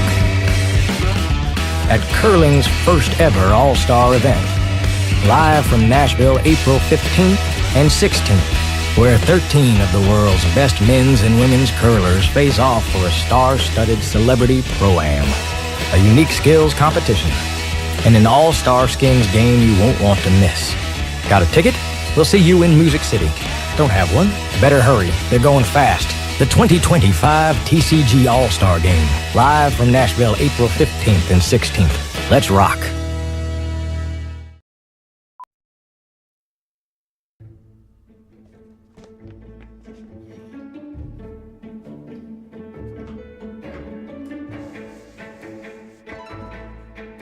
This is where the focus comes into play.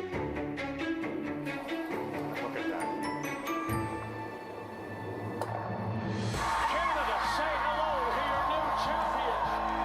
Proudly pulling for this generation of Canadians and the next for over 40 years at the Scotties Tournament of Hearts.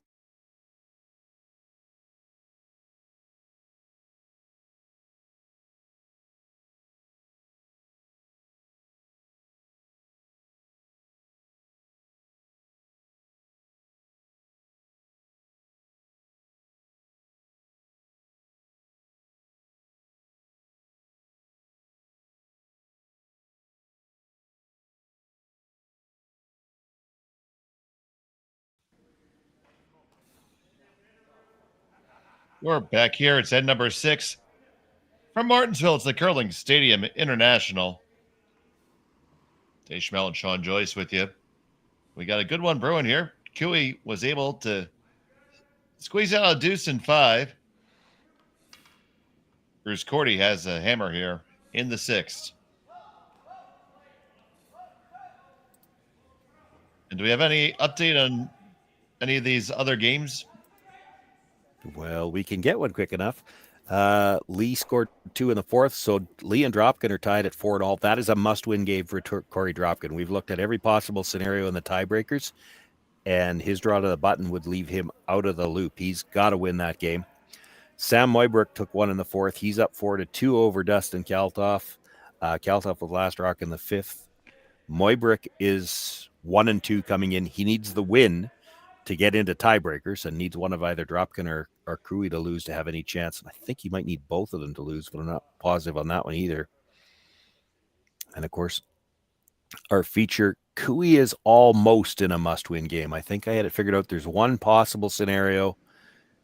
If it's a 5-way tie for 2 spots, because he's got a better draw to the button score than Dropkin, that would leave him in a tiebreaker game and Dropkin would be out. So it's not a must win for Kevin Cooey, but it's a you probably better win.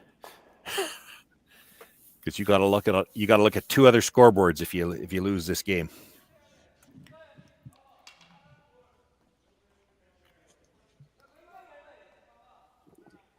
So a pair of centers go up. Both teams are diving right in the pool here in end number 6.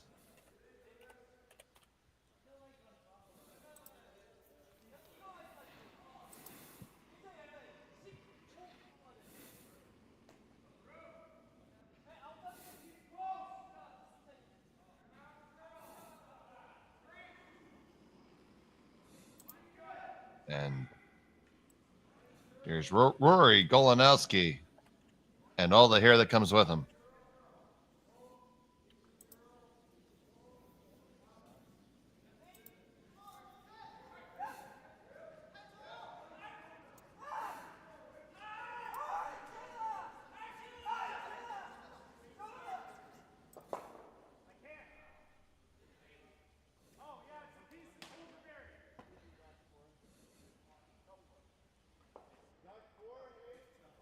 Locks on, and now it's going to be Team Cooey wrapping around.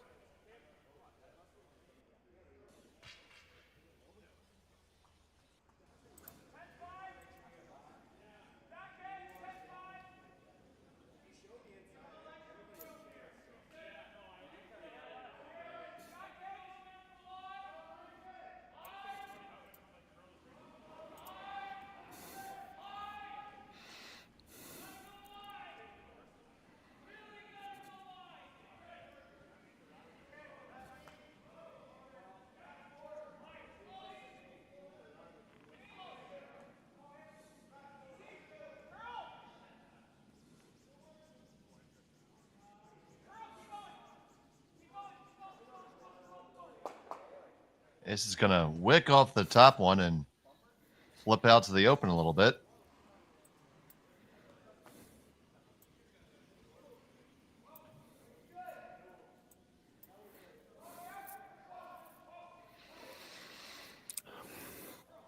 Looks like there's room for Korte to get underneath and sit three. Throw it quiet enough. I think you get there no problem. There's air. You can see a little bit of air.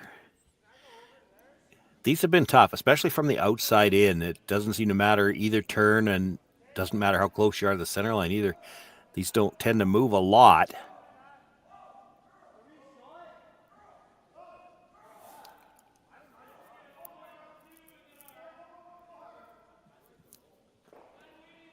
Just enough that it's certainly not there for Cooey to get inside this time. Freeze tap. Just going to tap it back a little bit.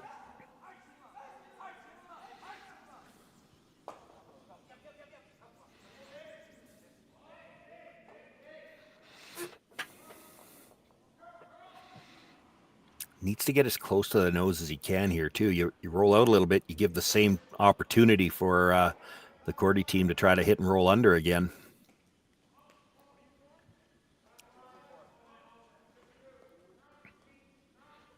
He's still out there, but he's got a lot of rotation.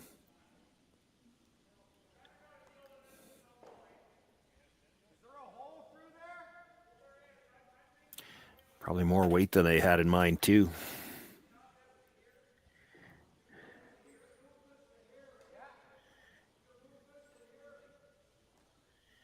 Is that shot back for them again? Yeah, it's there. And it's hard for him to get under this time. He can roll into the side of his own. And you saw Bruce talking about, now this is very precise to hit it just exactly right. But if you could move the top red over a little bit, you could line the two reds up to the button, which means you've always got them to use if Cooey ever got a good one in there. It's close. Hit, and they get it over. Didn't change the lineup quite as much as they would have liked, and not that you got a direct path at it yet anyway, but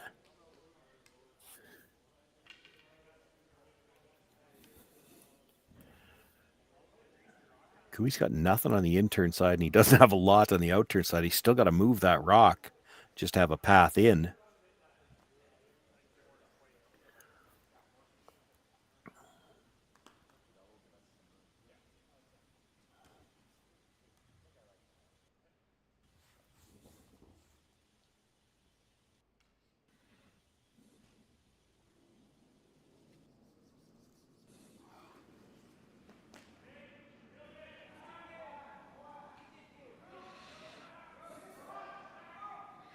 Trying to kill a couple here by the looks of it. Thin on the first one and try to catch one of the others. They would have liked a little thicker than that. That was just a bit outside.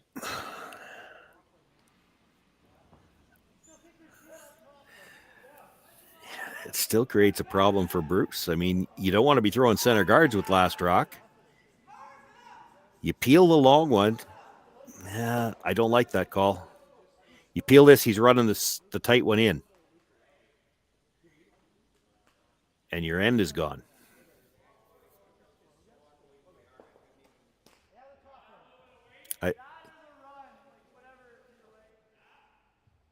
It would be tempting if you're going to peel one to just peel a tight one.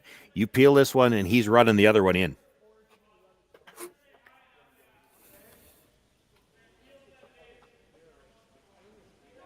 So they're going to go down and take a look at it. Take a little talk about it. Yeah.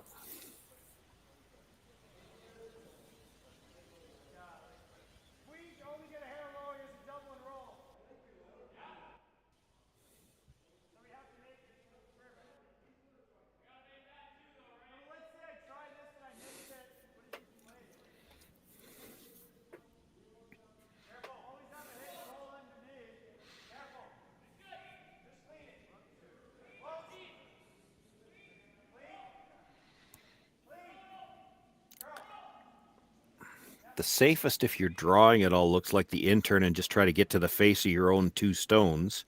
You can't mess up too much that way. They've talked about it. I don't like this call. You're letting Cooey off the hook. He's going to play the short run because at this point in time, he's just got to worry about he can't afford to give up another 2 or 3.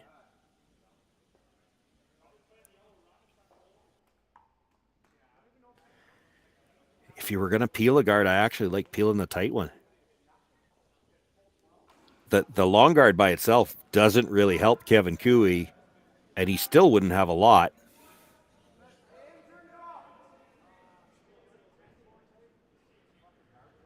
So there goes the long guard.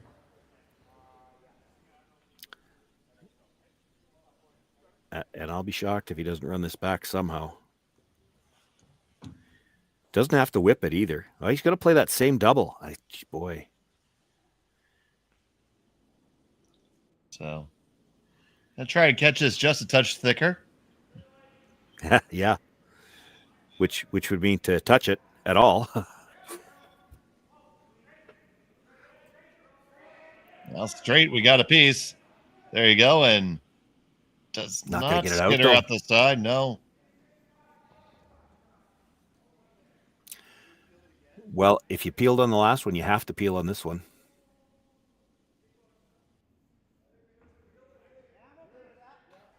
Yeah, you have to peel now. You're still sitting in decent shape to get 2. Cooey's got to he's going to get 1 chance at a really flat double. Which, it's Kevin Cooey. That is kind of in his wheelhouse, but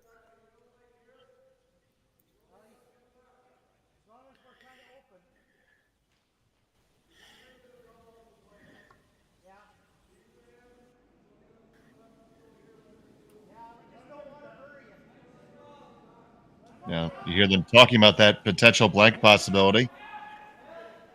well, but you peeled the guard on your last one. You were content with the blank. If you weren't content with the blank, you shouldn't have played that.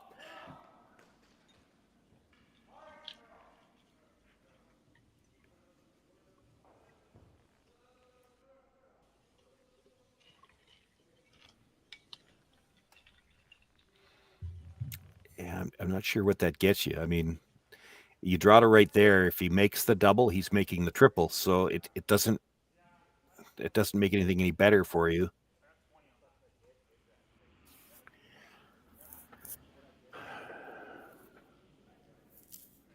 I mean, I guess they rule out the possibility that he even tries the come around because he doesn't have the come around on the other side right now. You could take away the come around and kind of force him to play it's the all or nothing on the double, which may well be a triple.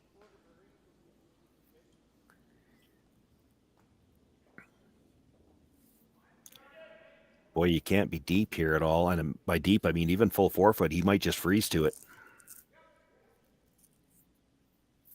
So here's McKee.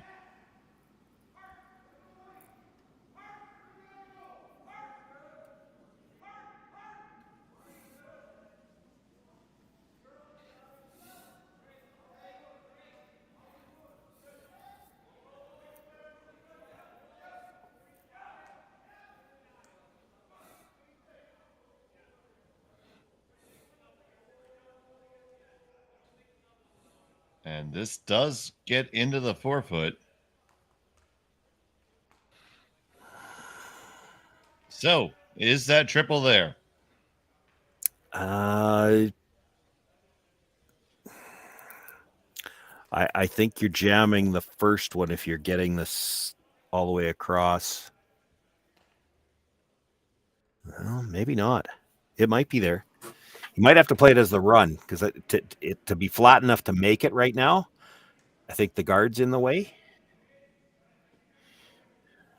I need the hack shot. It's close. So just looking from the overhead, well, half would be close. Yeah, he can maybe just see enough to go at it direct. I don't mind this call either. This is maybe more weight than I would have played at. I wouldn't be as worried about moving it. If you did freeze to it, you've eliminated those other 2, and you're always going to have some kind of a run back at the worst.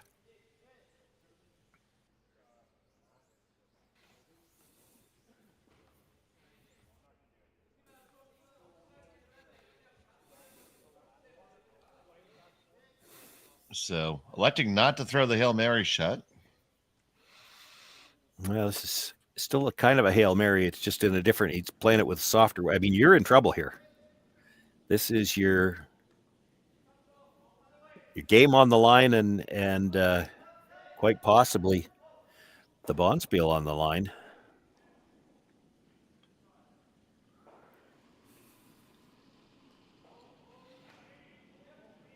If you don't make a good one here, you're probably not going to have a bailout shot left on your last one.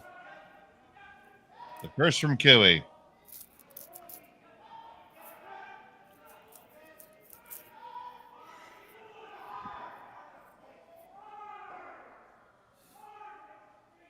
They're going to get right down in there. They tap the Korte rock back and second shot.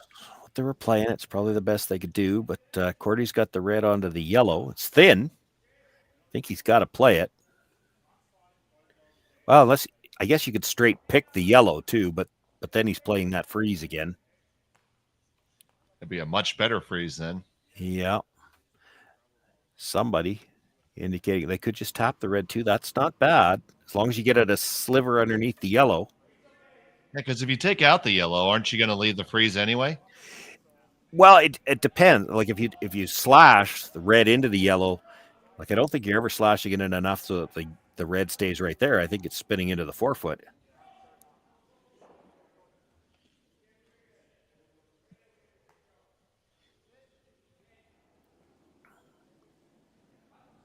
That's not a bad option either. They're looking at not trying to kill it necessarily, just get that yellow out of the way so it can't be tapped back and bring the other one back in.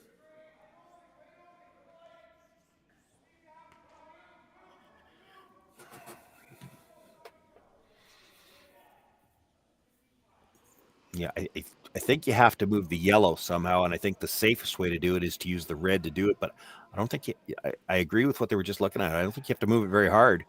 Just heavy draw type thing, push the red into the yellow so that the red spins into the top of the forefoot, and then still leave that yellow out there somewhere if Cooey makes a really good draw of some sort or another. You might have the yellow to come off of for a double or to slash in. You got that biter and the 12-foot on the other side. It could still be at least for two. Going back to considering just a tap. Well, and there's nothing wrong with that either. As long as you get it a piece under the yellow. And it doesn't need to be a big piece. Any sliver, and then he can't tap the yellow onto the stone on the button.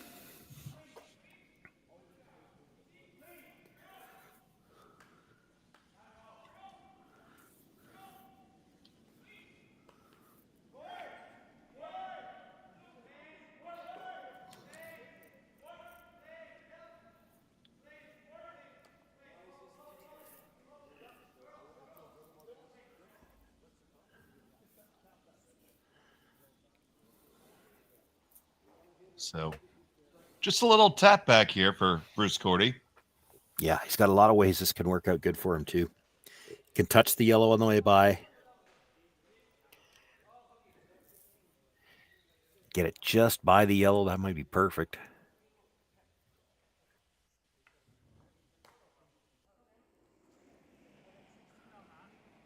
His first here in the sixth.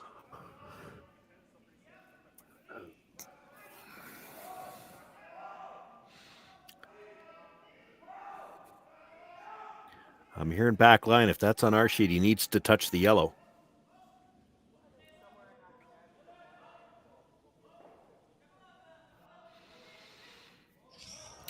Just a little too much weight.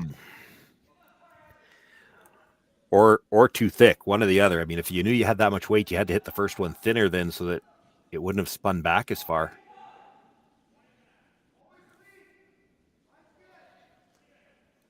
So Cooey's certainly not out of trouble here.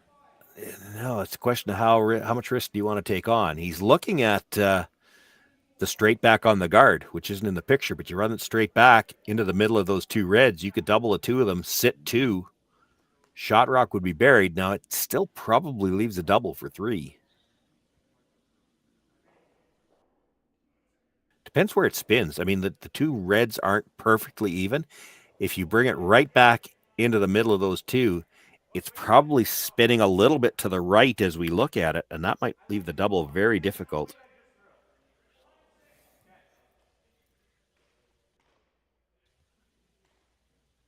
Well, that's asking for a lot to spin that far over. I mean, it could. You got to whip it for that, though. That's a lot of risk.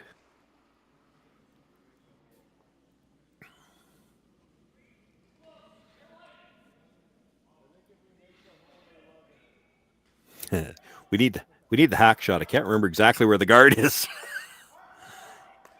If this is dead straight back, there it is. There's a good look at it. You know, you could actually hit this just a sliver high, get the double, and then your shooter probably takes away the outside yellow. So there's probably not a double.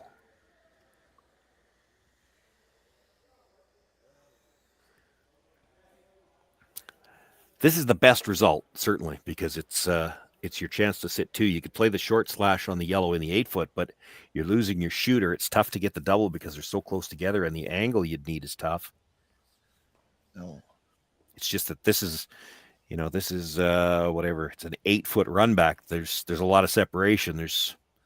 That reduces the room for error. And we're taking 0 ice here. That's not shocking.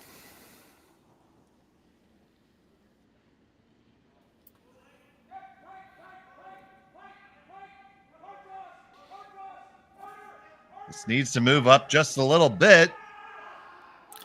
It's close. On it, and you make the double. You lie 1. Yeah, but he can see his own red one at the top of the 8-foot. There's definitely a shot for 2 that way. I don't know if he can see enough of the inside. We'll see if off the replay here. The guard ended up in the same spot. I don't think he can see enough of the one in the 8-foot to play the double across. That'd be the safest double if you could see it, but I don't think you can. There's a good look at it. He can't. But red onto the yellow is definitely there for 2. It'll clear the back one.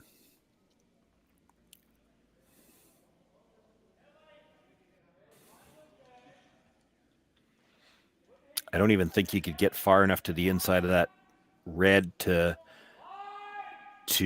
drive it across the face and jam the back. I don't think there's any risk here.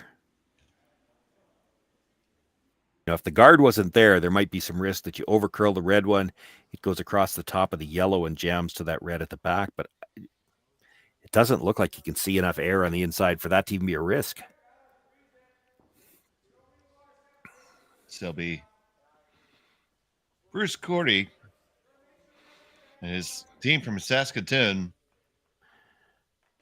Just needs to get across the face. Doesn't need to even have big weight on this.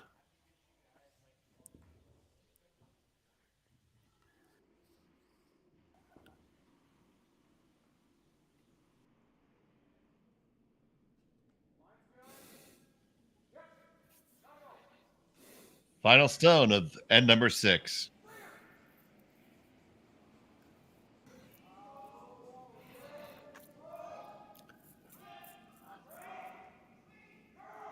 Now we're trying to make it curl a little bit. Back and forth, off and on. I hear one call and curl, one call and straight. And that is pretty good indeed, and that's going to get you your 2. Bruce Korte takes a 5-2 lead after 6. We're back from Martensville right after this.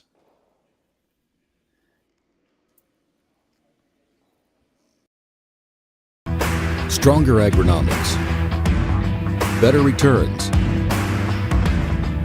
greater peace of mind. From pre-seed to post-harvest, you can count on the Victory Canola program to keep you and your farm ahead of the curve. Grow with us at victorycanola.com. Welcome to the rockshop.net, the official store for the Grand Slam of curling. Whether you're looking for the best hats, stylish clothing, fun toys, or unique accessories, the Rock Shop has it all. Shop online anytime at therockshop.net for exclusive Grand Slam of curling gear, or come see us in person at your next event. Therockshop.net, where fans find their favorite curling gear.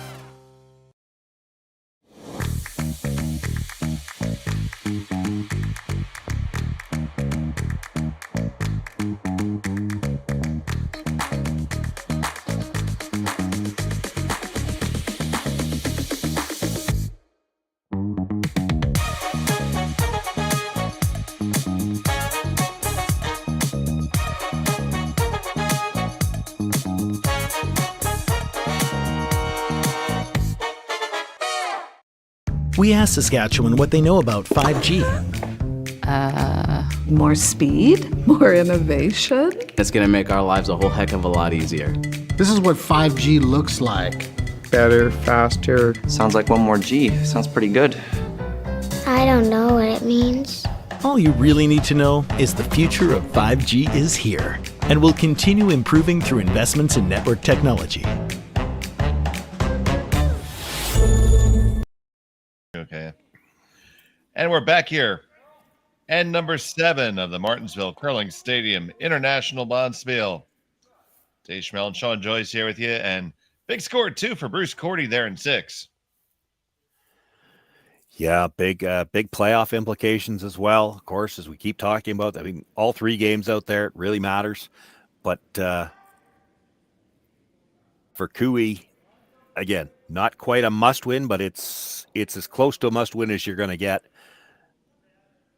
Things aren't working out well for him on one of the other sheets either. Corey Dropkin up 2 now, 6-4 over Lee after 5. Lee's got last rock, but for Cooey to lose this game and get into a tie-breaking scenario, he needs Dropkin to lose and Moybrook to lose. That's the only way he can get into it'd be a 5-way tie, and he would be the 4th seed out of the 5 ways, so he'd be playing for one of the 2 spots. Moybrook tied with Dustin Kaltoff after 5. Moybrook has last rock there. Corey Dropkin definitely in a must-win game. His draw to the button score out of the 6 teams potentially ending up tied, he has the worst draw to the button score. So if he ends up in tiebreaker scenarios, there's no possible tiebreaker scenario where he would stay alive. So we have the stacked corners up. Yeah, good start for the Cooey team. The Korte team would have loved to have had their 2 lined up. It creates a bit of a problem for them now. You know, if you get those 2 lined up, you can just throw a 3rd one in line with them, and a guard would be fine. Make Cooey do some work. The problem now is you can't guard both of them. You kind of guard the middle of them while it's still a pocket. You could come right into the rings here.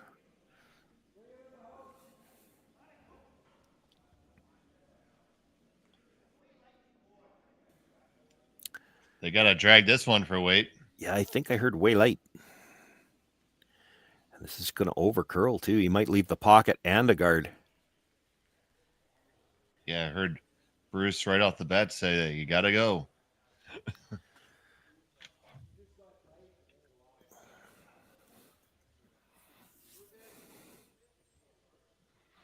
So now you mentioned that pocket.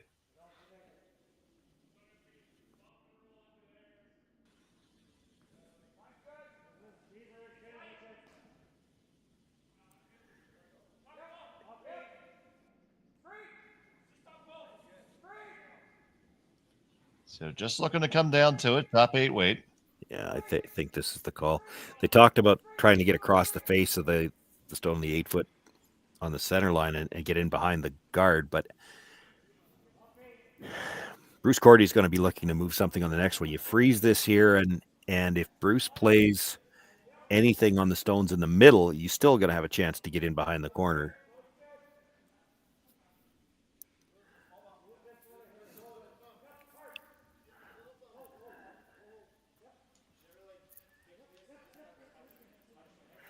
Yeah, you made that pretty good. I don't know what Bruce does now. Maybe, do you ever play the red peel into the yellow and then try to bring it back into the rings? That's where he walked to first. Well, he was looking at the double on the yellows, and I'm not sure he got something from the other end. I'm looking at, you hit the red one towards the tight yellow guard and then have it come back into those ones in the middle.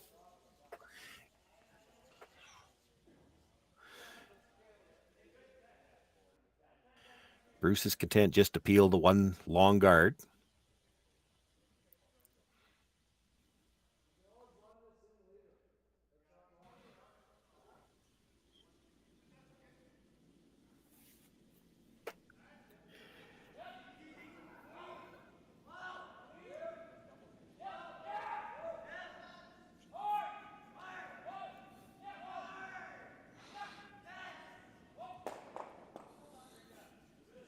And they peel that no problem.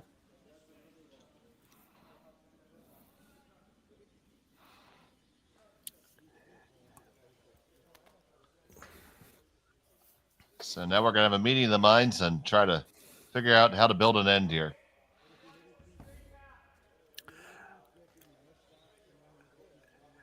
I hate to pick on anybody individually, but as a longtime skip, and this somewhat tongue-in-cheek, this is what I really like to see. You've got a conference going on, and the lead's not involved. All the lead could do is cause trouble. This is when I find out if my lead's watching or not.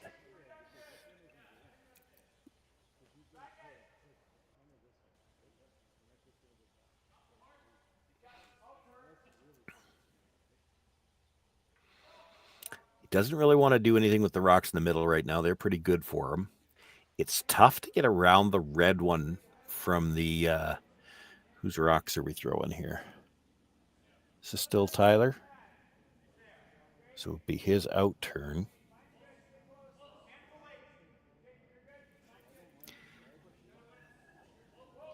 You'd love to get one around that yellow corner, but the only way you really do it is play it a tap. That's a tougher shot than you like to play. Is he looking at a split? He might be. He could. Can you get that yellow? Get it. Sure. Yeah.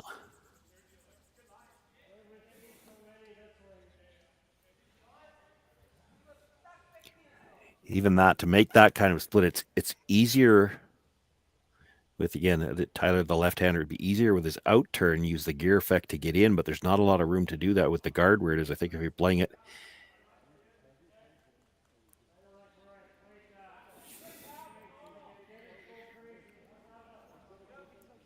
He's going to try it that way. They're going to give it a go. This is the more comfortable way to try to get the shooter in, because you use the gear effect, and you got to hit that first one fairly thick because it's that wide that you got to hit it fairly thick to still catch rings.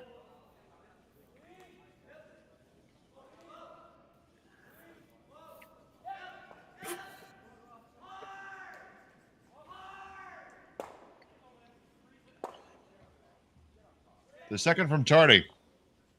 Trying to split these on.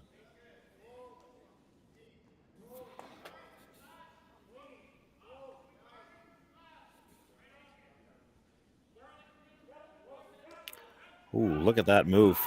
That made that made a big move. Ended up not bad. They got it pretty straight back, so they're still guarded. Yeah, if you're going to get a pick, that was a good one.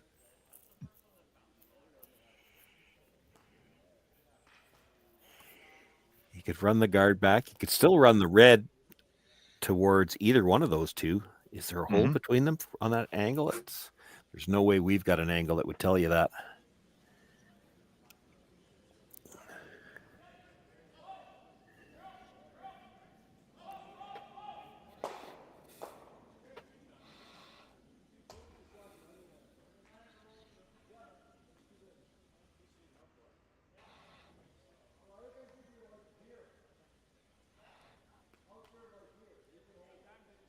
So if you don't get the back one, they're thinking you could roll to the center line and cover everything. That's still a problem for the Cooey team.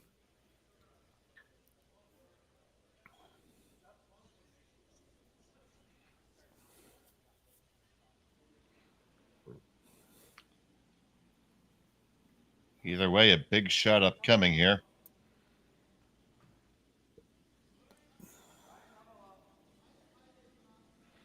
Team Cailey really needs to build something here in the seventh if they want to have any chance here.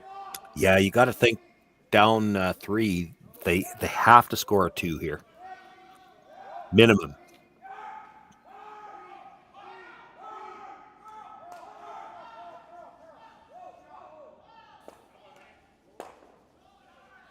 Misses the back one.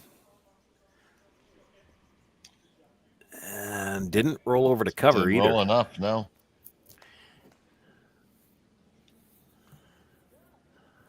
So now all of a sudden, Team Cailey is going to be able to lie 3 after this if they so desire. But what's the best shot first? That's the $1 million question. Like, how do you not leave at least a double? Do you ever come dead onto the nose of the yellow that's there in the 8 foot? That's right there in the center line. Well, you play that, you're definitely leaving at least a double. If you're doing it with any weight, you don't have to do it with weight. I was saying, yeah, just kind of just draw to it, basically. Yeah, we're getting late enough in the end. I think you might have to move one of those reds, but you don't have to necessarily move it all the way out, though, either. I'd like...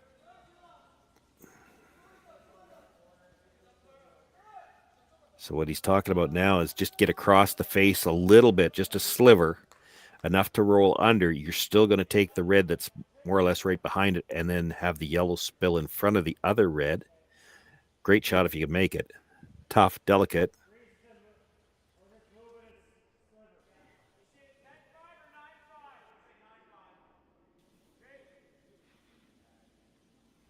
Looking at the freeze, move it a sliver. What's going to happen then is Bruce is going to come off that yellow on the outside, and it looks like he might be able to move one of the reds.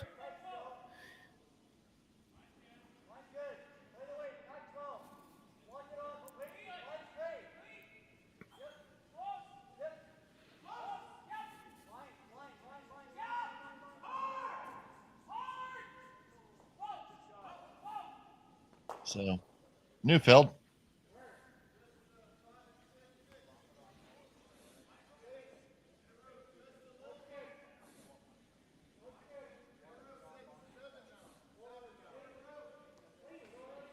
Just the heavy clean.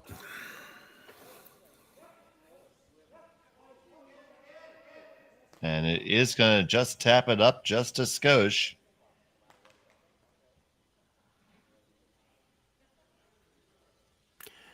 But I think you're coming off the yellow into the side of the red and push the third red over.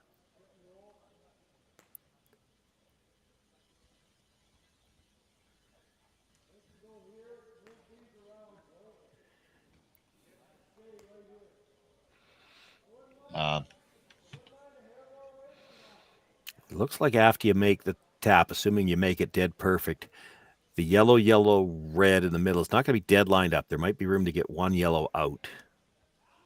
The question is going to be how far you move the third red. You've got to move it enough to create a port for a yellow to disappear. That's going to be tough to do.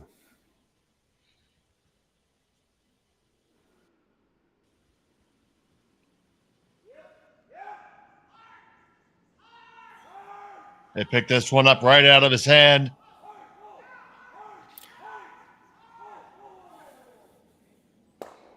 They grab a piece, roll on over. They did move it a scudge. They lie three. Yeah,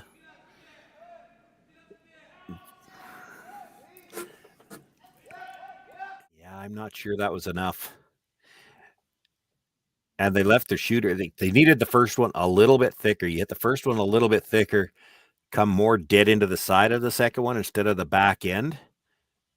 Because right now, if you hit yellow, red, I think it clips the one that Daryl just threw.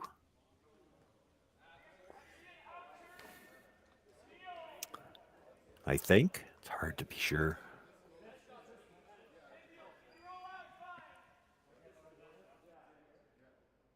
I definitely think he has to play it. You got to move some reds this time.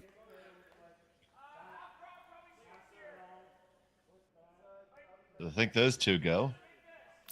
They do if you throw big weight. If only there was a guy in the sheet that could do that.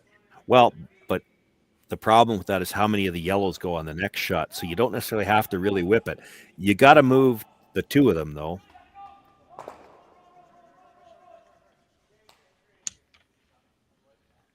The tricky part of this is that one that was just thrown, the one that sits on the edge of the 4-foot, it's hard to get it to move very far unless you throw big weight. Because you're not going to... It looks like it makes contact with it, but it sure doesn't look like it hits a lot of it.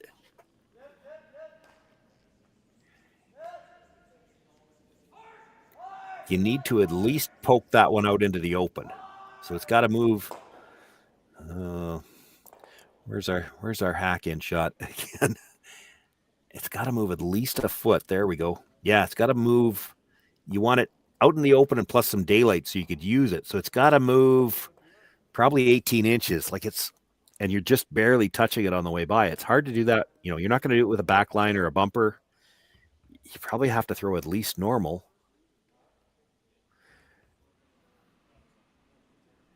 And then you're losing the red that's at the top of the forefoot, and it becomes an issue of how did the yellows line up after that? Because you hit that first yellow close to the nose, there's a chance you're just going to line up a triple that's hard to miss.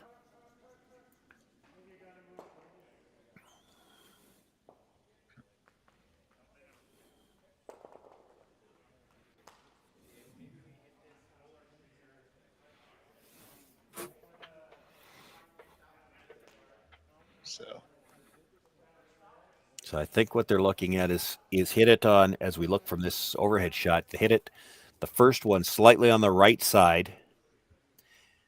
So the one that's just biting their half of the 12, half of the 8, it'll spill in towards the 2 red guards. The shooter will roll over to the open side.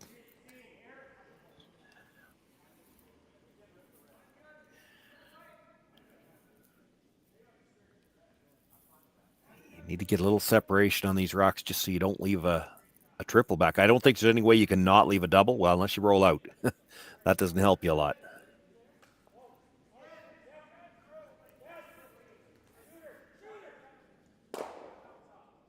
They do move some. It didn't move that third stone, though. Did not.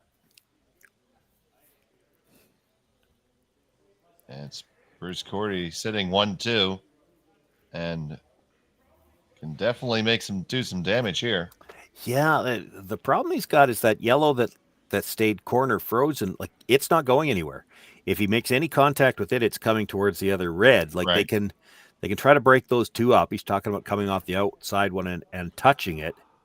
I don't think you want to do it with any weight because it's going to spin over towards the guards.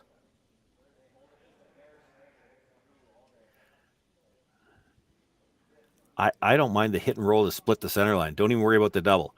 Just hit and roll, end up corner frozen to the yellow on the other side. The only way Cooey does anything with it, the red you're about to throw is not going anywhere. Roll to right there. That's the shot.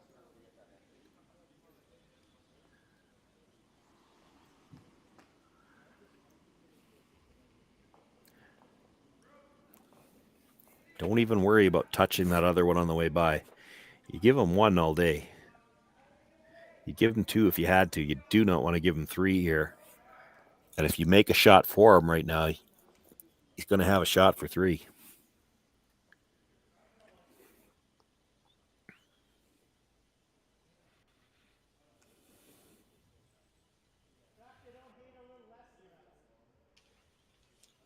Just hit and roll to split center here, and I think that one that's full 8 foot behind cover, Cooey doesn't have enough rocks left to bring that one into play.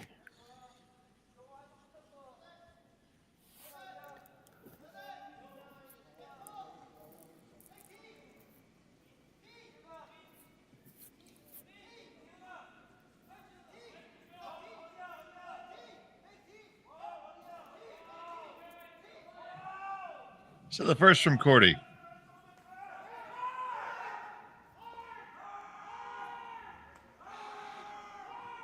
Oh, this is really curling. I don't know if he's hitting the yellow one at all. He will get a piece of it and, well, kicks the Cooey stone back through the 4 foot. That was an unexpected outcome. Yeah, it's not a good one either. There's a triple there.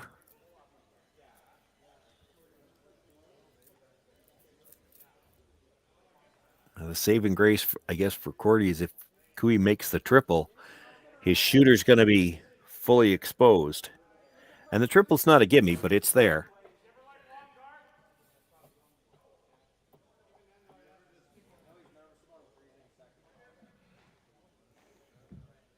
See, that's what happens when you get a lead involved. Garrick's talking about hit and roll underneath, but hit and roll underneath like that, you're never getting more than 2.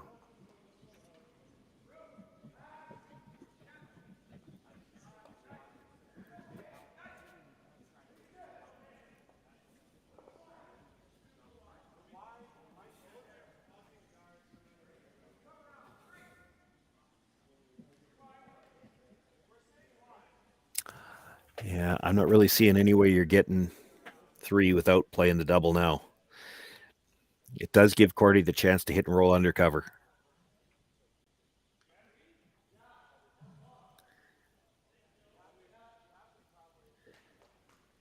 You hit and roll off the outside one, he can guard. You're never scoring more than 2. You hit those without hitting them with enough weight to kill both of them. And that's the thing. You can't really make the double without making the triple.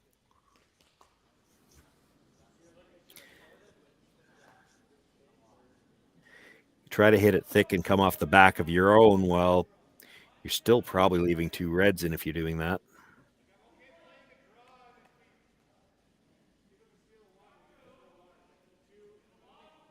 Unless they think the triple's not there, and maybe it's not. Like, maybe you can't get underneath the yellow. There's not a lot. It's not a big gap there. There might not be room to get underneath the yellow to get to the third one.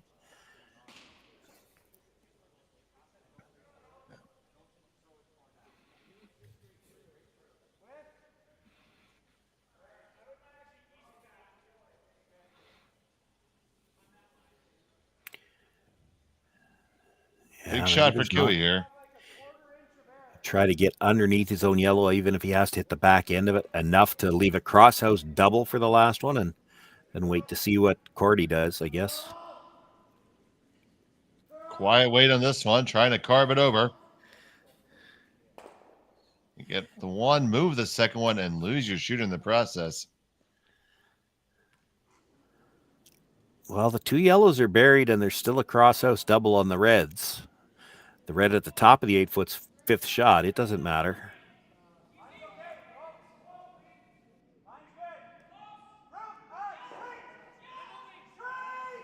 You like that red, red, yellow, yellow? Nope. Okay, then. There's just too many variables, and if you don't make contact, it is a double for 3.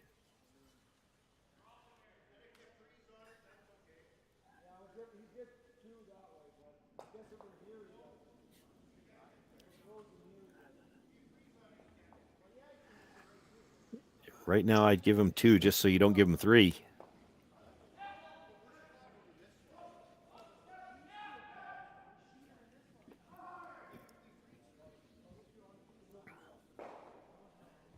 Definitely a big discussion here. Yeah, I don't think they have to be all the way down to it. I mean, if you're bite the top of the 4-foot, I don't see a triple.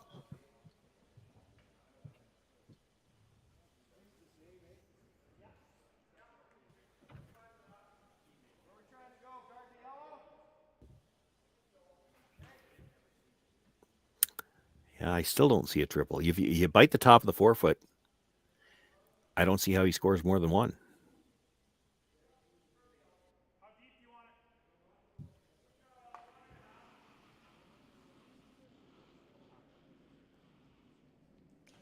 Same thing could probably be said if you're just right on the button. I don't think you need to be all the way to this back one.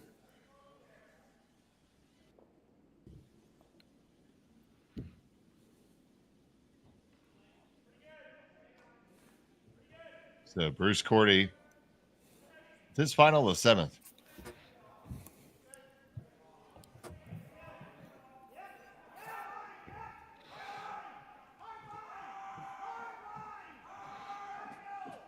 Got to get by the yellow at the top of the 8. That stone's coming up awfully quick. And yes, they do squeak it by. And they're back 4. The triple's probably there. I mean, it's not easy, but he's got nothing else. He's got to shoot it thin off the one fully in the 8-foot on the side, come into the side of the other one and push it over towards the third one and out the back. Don't know if you can. Yeah, I think you could probably, even if you hit it right to make the triple, I think you probably hold your shooter too. It's really thin on the first one because you've got to be as much right into the side of the one at the back 4-foot as you can be, and that's tough. Like it's really thin on the first one, and probably has to play. You see him lining up to play with the intern. He probably needs the gear effect to get low enough. Boy, it's tough. I don't know if you don't know if you can make it with the intern, and yet it's really tough to get low enough with the out turn. I don't think it's there with the in. It's really thin. Yeah. Like a quarter is probably too thick. We just whisker in the long guard.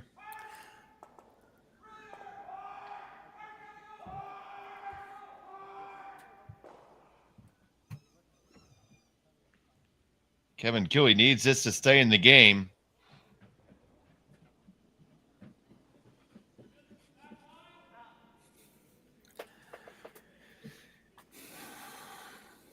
This is one where if you had it in your repertoire, you'd actually... Oh, he is playing the out turn with that ice. Okay. Final stone of the 7th. Which means you have to hit a little thinner, but at least you can count on some finish here. 1, 2, and you stuff He it. actually hit it too thin. Who would have thought that was possible? And it's a steal of 1, and it is handshakes. So Bruce Korte goes undefeated through the robin, and Kevin Cooey's going to have to watch some scoreboards here to have a chance at a playoff spot. Yeah, and we'll see whether or not we're going to have tiebreakers in a little while or not. There's you can tune over to the other YouTube channel stations to see the other two games, 8th end action, and I think in both of them now. Corey Dropkin's got a lead. He needs a win to get into the playoffs, and Sam Moybrook down, but he's got the hammer looking to get into a tiebreaker scenario. Lots yet to be determined. Oh, absolutely, and it was a great game. And so let's flip on over those stations right now for Shawn, Joyce, Matt, Kai, and Jerry. I'm Dave Schmel. Thanks for watching Curling Stadium.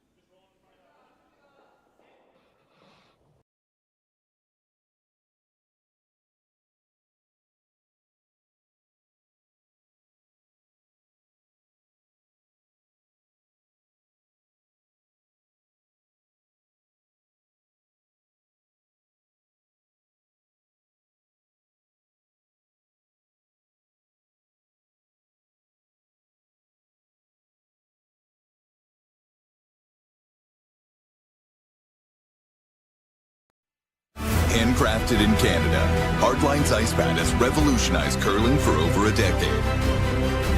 Engineered with top-tier precision and durability, it is backed by an unmatched 10-year warranty. Designed for curlers at all levels to sweep effortlessly with maximum efficiency, it is trusted by the world's best curlers, including Olympic and world champions. It is quite simply the best broom in the game. Hardline. Join the revolution.